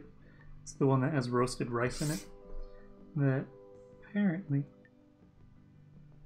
is also called popcorn tea. Or like peasant tea or something, because it's cheaper to have puffed rice, to have roasted rice, than it is to have tea leaves. And so it was a way to like increase the volume without using the more expensive tea leaves. It's filler. It's like I've never done it or had it done, but I do know that there's a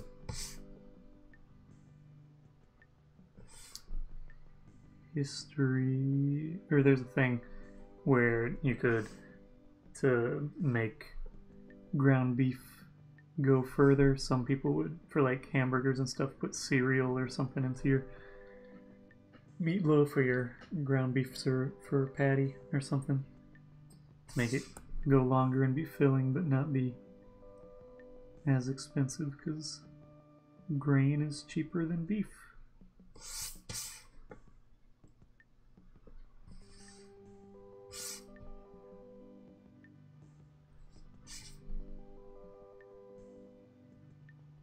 When I say that, I'm mostly thinking about a documentary I watched about James Beard. Interesting dude. Something of a...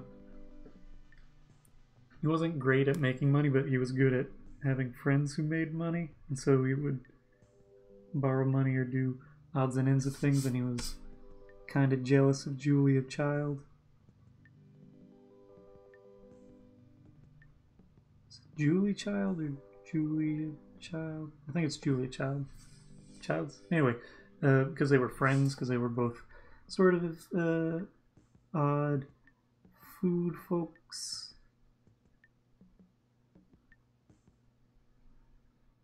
But she found a career in television, being a personality, and he wasn't able to do so. He wasn't quite the right personality for it, but he sort of wanted it more. Is at least what the documentary proposes. But he really pushed for seasonal food and established the Four Seasons as like a restaurant that would cycle through its food depending on what was seasonally available. So it's like an earlier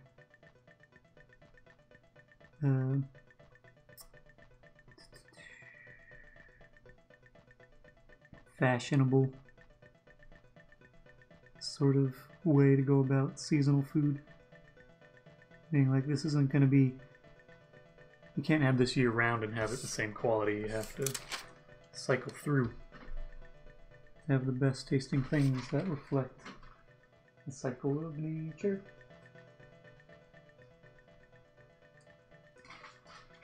James Beard.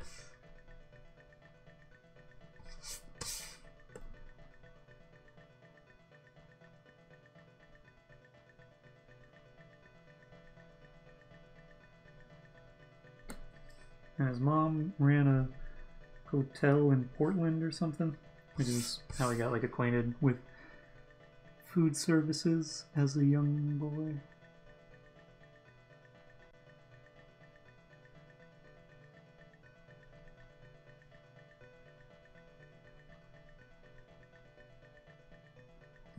And his house is like a preserved site you can visit, which is weird to consider the idea that like, this is my home.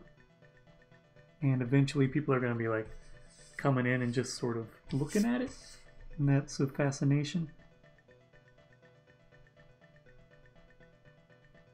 Weird to be that person and consider that.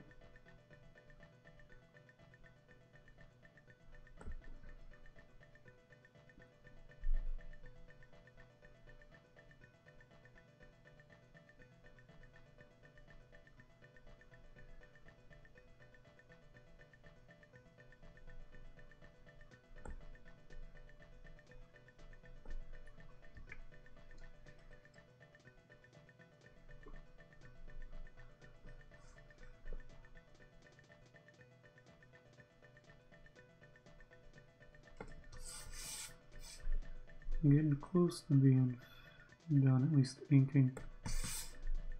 And scanning won't take terribly long. It's just a slower inking process because it's filling in a lot of stuff that has edges to it that have to be considered. There's a lot of border. thin border is more precise, so it takes longer than if it's like just a single head or something. The outlines are much simpler and just less in size, smaller, shorter.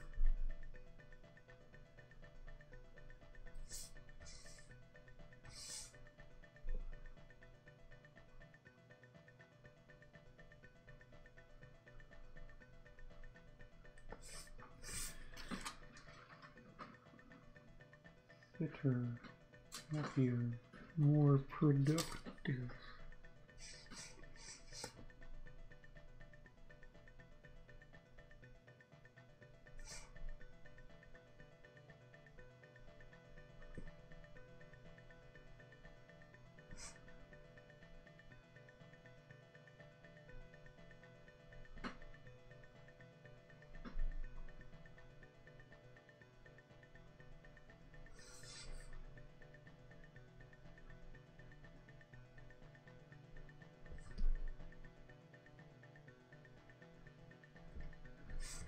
Had someone reach out to me who a while ago commissioned me to make a portrait wedding gift thing, and then I met up with her to give it to her and hung out for a minute, and she reached out at some point about she has like a digital zine or something, and she has people submit lists of things, but it's, at least that's my understanding. But it's pretty open-ended. It can be like favorites, it can be like 12 of a thing or what, and I did 12 of my favorite covers, and most of them are not available, or a good selection of them aren't available for streaming platforms. And I was looking at Reggie Watts he does a straight up cover for, I forget what it was called. NPR had a series where there were a selection of songs that you could choose from, and as more guests came on, there were fewer songs available. And Reggie Watts did a sort of cover of Panama by Van Halen, but it's improv lyrics, and I enjoy it. But he also, Reggie Watts has a song that's something like a cover, but it's not exactly a cover, of Radiohead, where it's just sort of imitating some of the tropes of Radiohead. And I think it's Paranoid Android, where they have a robotic voice that says like fitter, happier, more productive, something along those lines. And in his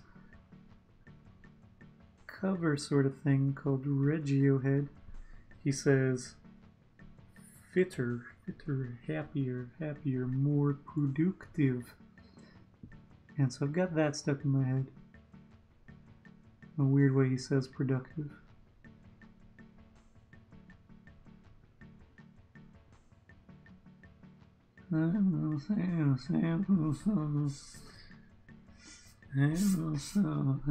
That's the start of that sort of cover. It's imitating the stylistic aspects of it without having a specific song that it's covering, which is an interesting premise for covering a song. There's also a thing that I found when I was in college, and I was just trying to find covers. There's like a Cash Grab album that came out in the 80s, probably 80s, 90s, that was different television themes done in the style of various musicians, and it's bad, but it's good in the way that it's bad. And let me see if I can play a tiny bit of it. Let's see.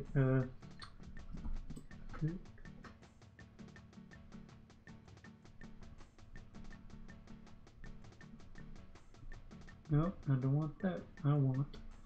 Yeah, it's loading bad. Your library.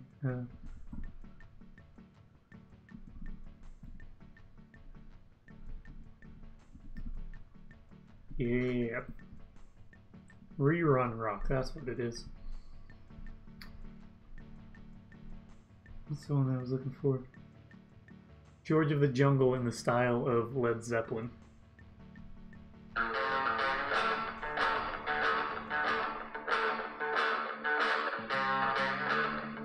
Just want to get to the singing initial part. Takes a while longer than I thought. And then I'll cut it off. That's it. Thanks for listening. Rerun Rock. Not great. But it exists. I don't know if you can find it on streaming platforms, but I downloaded it at some point in college.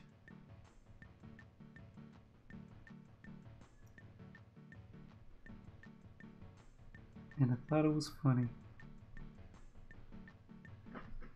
What's fun to do is to play it for people and be like, now who do you think that they were trying to imitate on this one? You can judge it for a good selection of them, but there are ones that are more difficult to discern.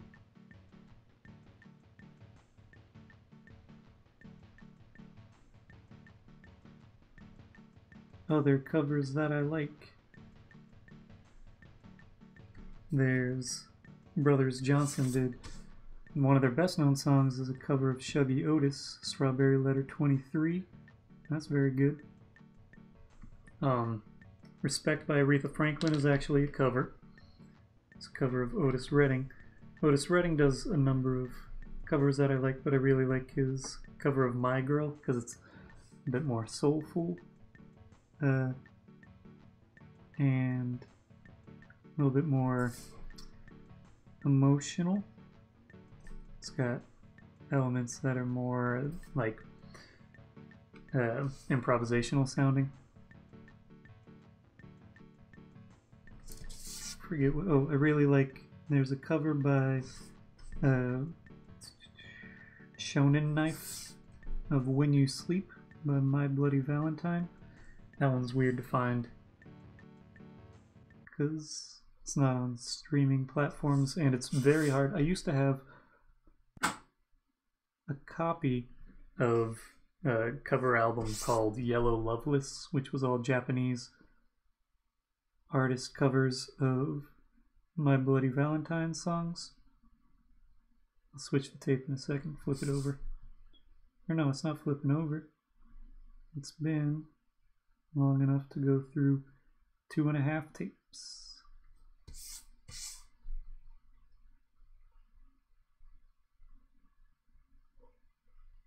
So I can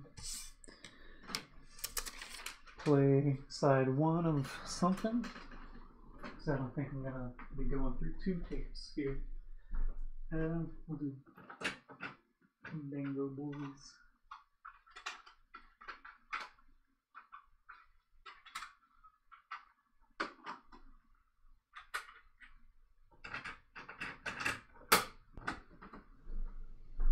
Turn off the volume again, probably. Just a little bit. Looks good. Only 2 more stills to fill in. And then scanning. A little bit of aligning, probably. These are not the most consistently. I don't know if it's the cutting, the scanning, or what, but it's a bit of inconsistency with these.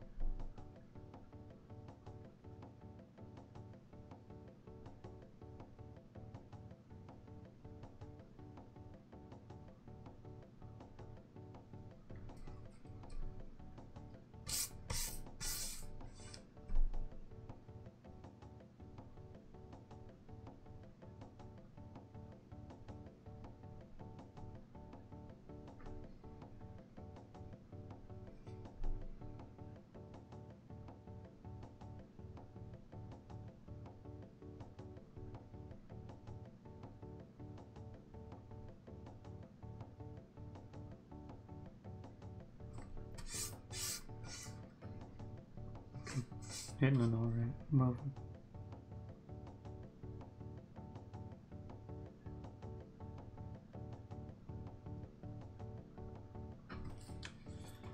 One more to outline.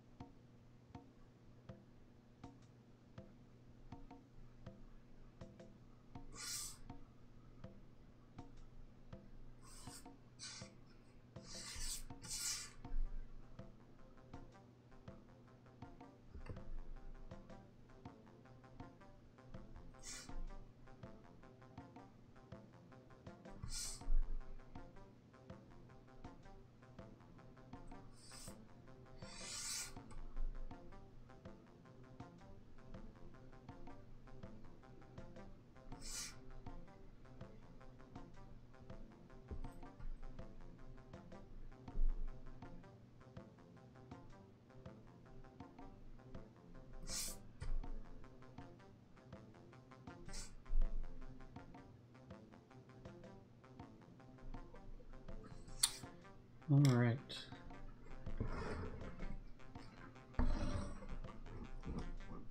This.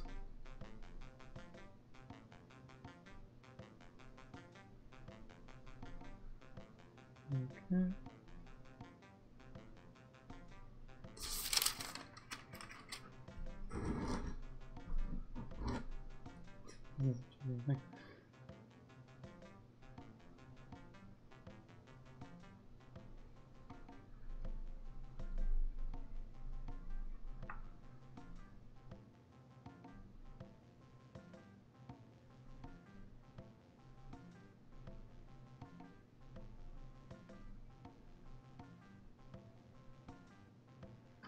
Should be alright.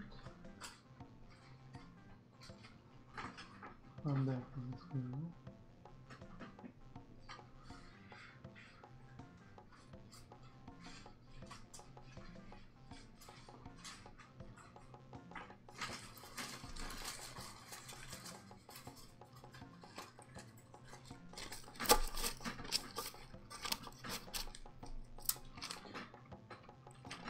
Mm-hmm.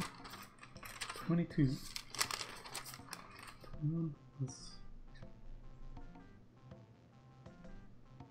Nice focus. 20, 19, 18,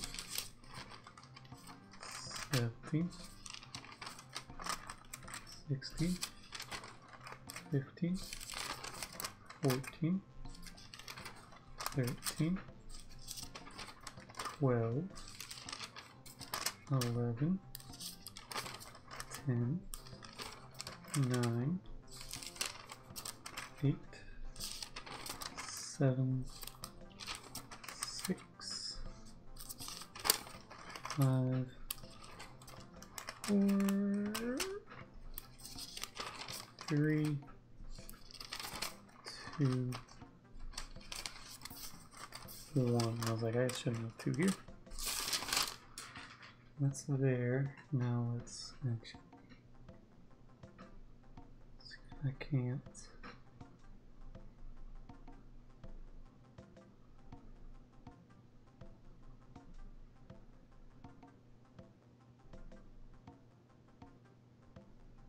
Let's just make it that. Okay.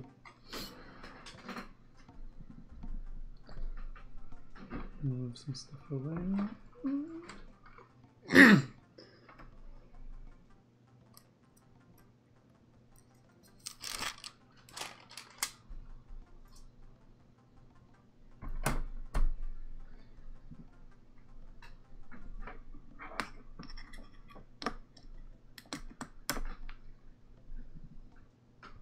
'Image capture'.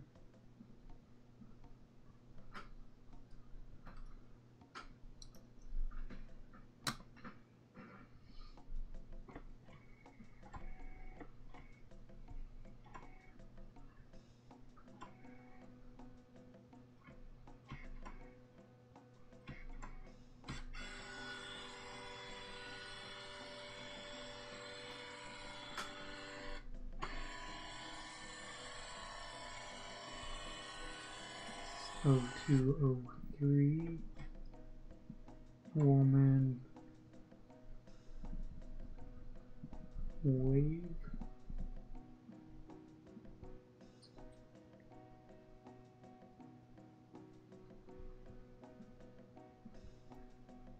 Size. Second folder. Choose that location. 600. Cool. Now we're scanning.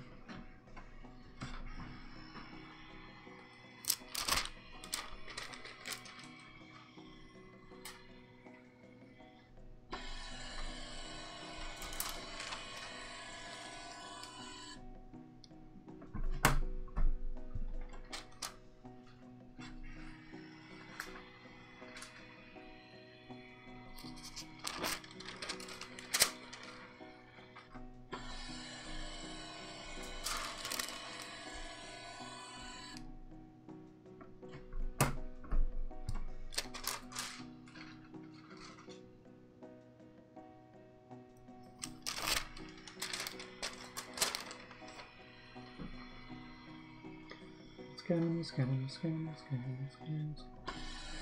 Okay, scanning 2.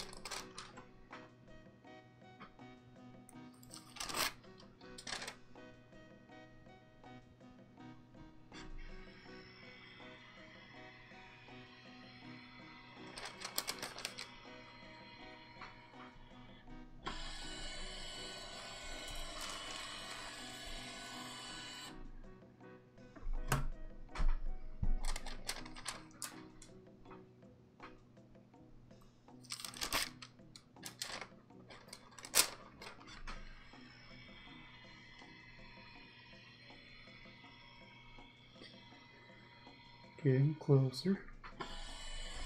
Oh, I didn't even try to do the percentage. 24 doesn't divide into 100 evenly. But each of these is a easier fraction. This is 66.66666%. It's 2/3 of the way done.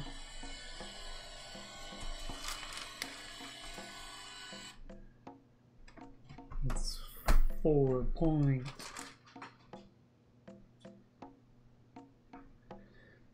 It's 24 times 4.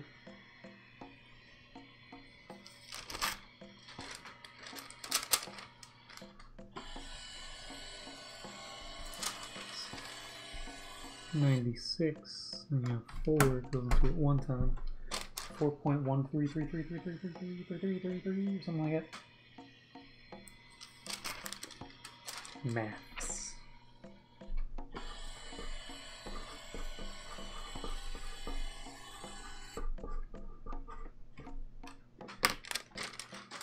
I'm gonna figure this out. Maybe it's 1.16 something or other.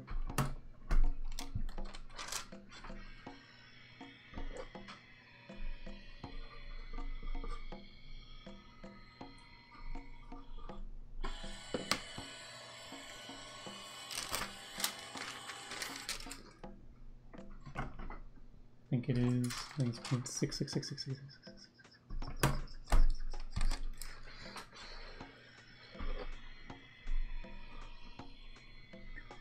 4, okay, 2. Yep.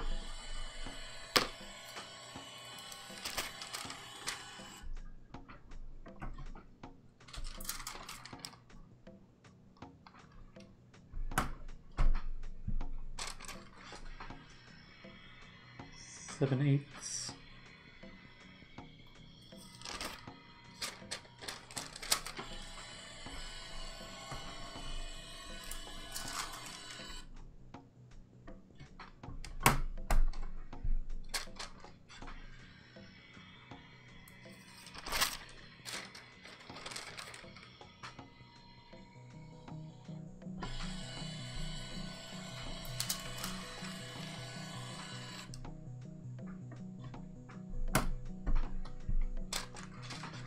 Seems like I'll be finishing right around 7.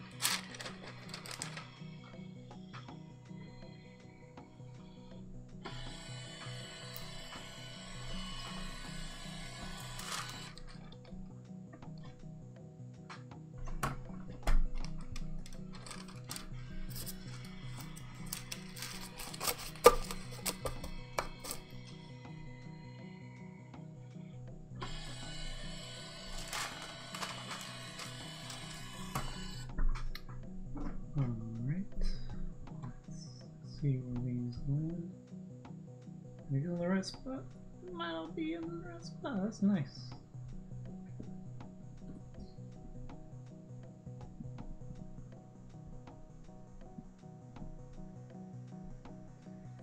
Rename these guys.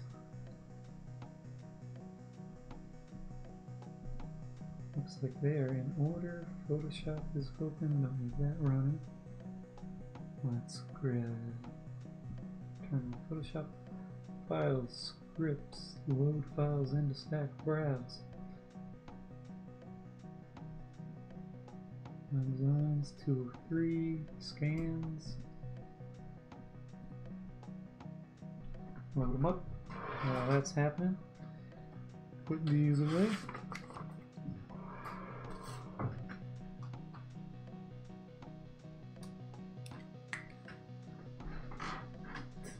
Today is 2/03/2021.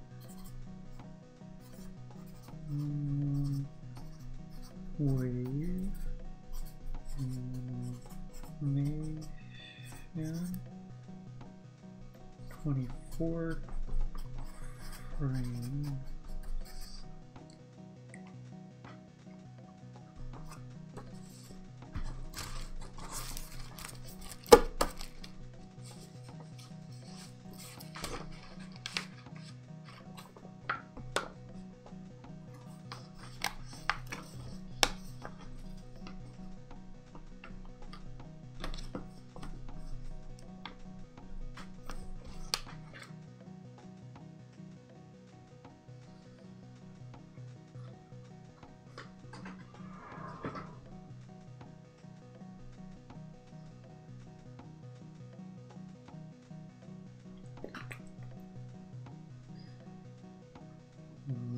out a bit.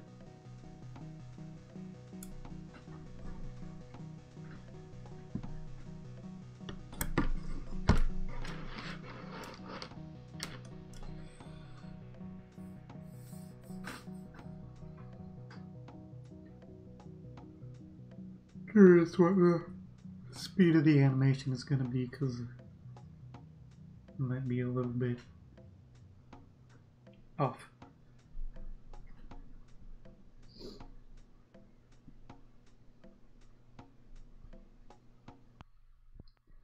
Actually going to do one thing quick from the get-go,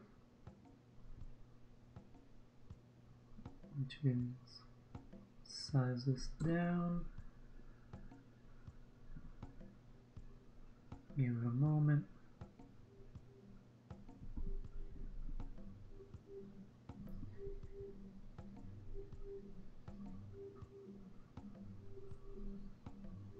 Save these out so I have just a copy of the stills.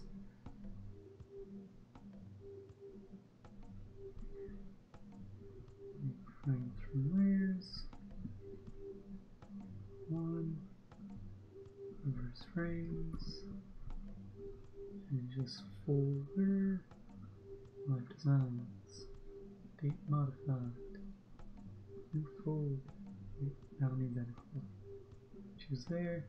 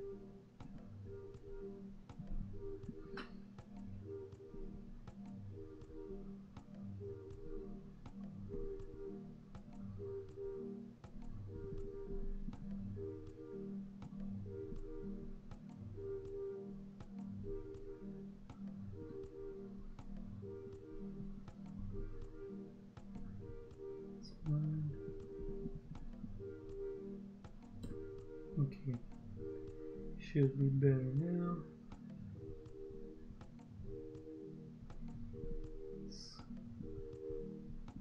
drop this down.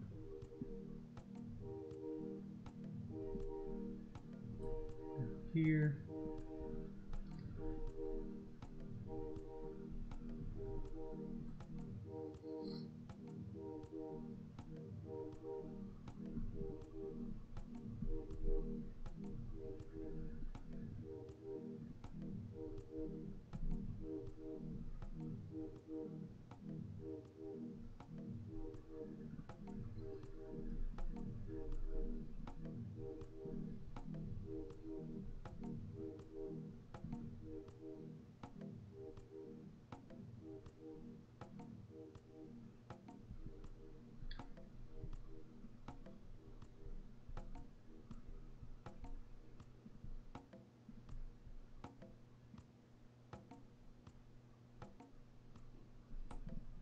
Along here.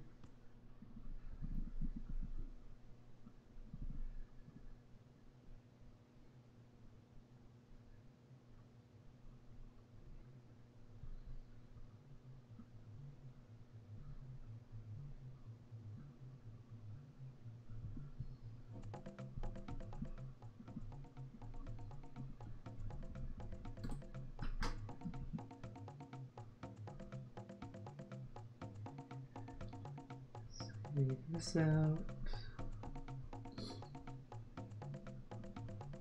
Designs, so free.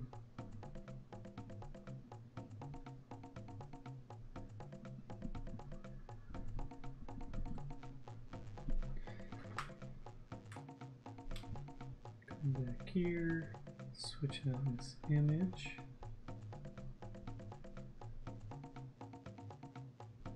Like that shouldn't be that similar, and then I realized different.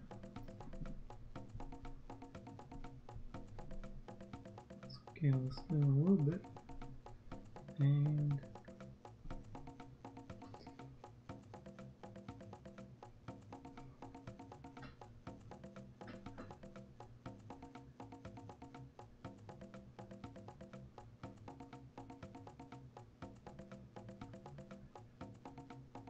there you go.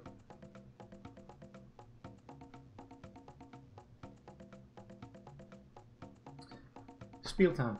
If you want to buy these original stills, if you want to buy this design on a shirt, if you want to buy other stills or other shirts or other things that I have available, you can go to traceloops.com/store and buy things. If you want to ship something outside of the US, it's not an option directly in the store, but if you email me, I can work with you to get that sent to you wherever you might be. Except there are some restricted things that the USPS it's not shipped to, like I think Afghanistan. Anyway, but if you want to ship to most places in the world, I can work with you to get that, and you can email me traceloops@traceloops.com in order to facilitate that happening. If you want to watch this stream in full at a later point in time, or if you want to watch other streams, you can go to youtube.com/traceloops and find a collection of like 90 streams, as well as some sped up versions and other videos. If you want to follow me on other platforms, you can follow me on YouTube there. You can also follow me on Instagram.com/traceloops. If you search Traceloops, it should pop up, TRACELOOPS. You can also follow me on TikTok.com/@traceloops. That's the general spiel. Thank you all for watching. I plan on being back tomorrow at 3 p.m. It is Thursday. I cook with my sister on Thursdays in the evening, so it'll be a shorter form something or other. Most likely an illustration, maybe the origami illustrations I've been doing a few of. But regardless, going to be a little bit shorter, but should start at 3 p.m. Eastern Standard Time. Thank you all for watching. Be back tomorrow. Any questions, you can email me at traceloops@traceloops.com. And yeah, that's it. Adios.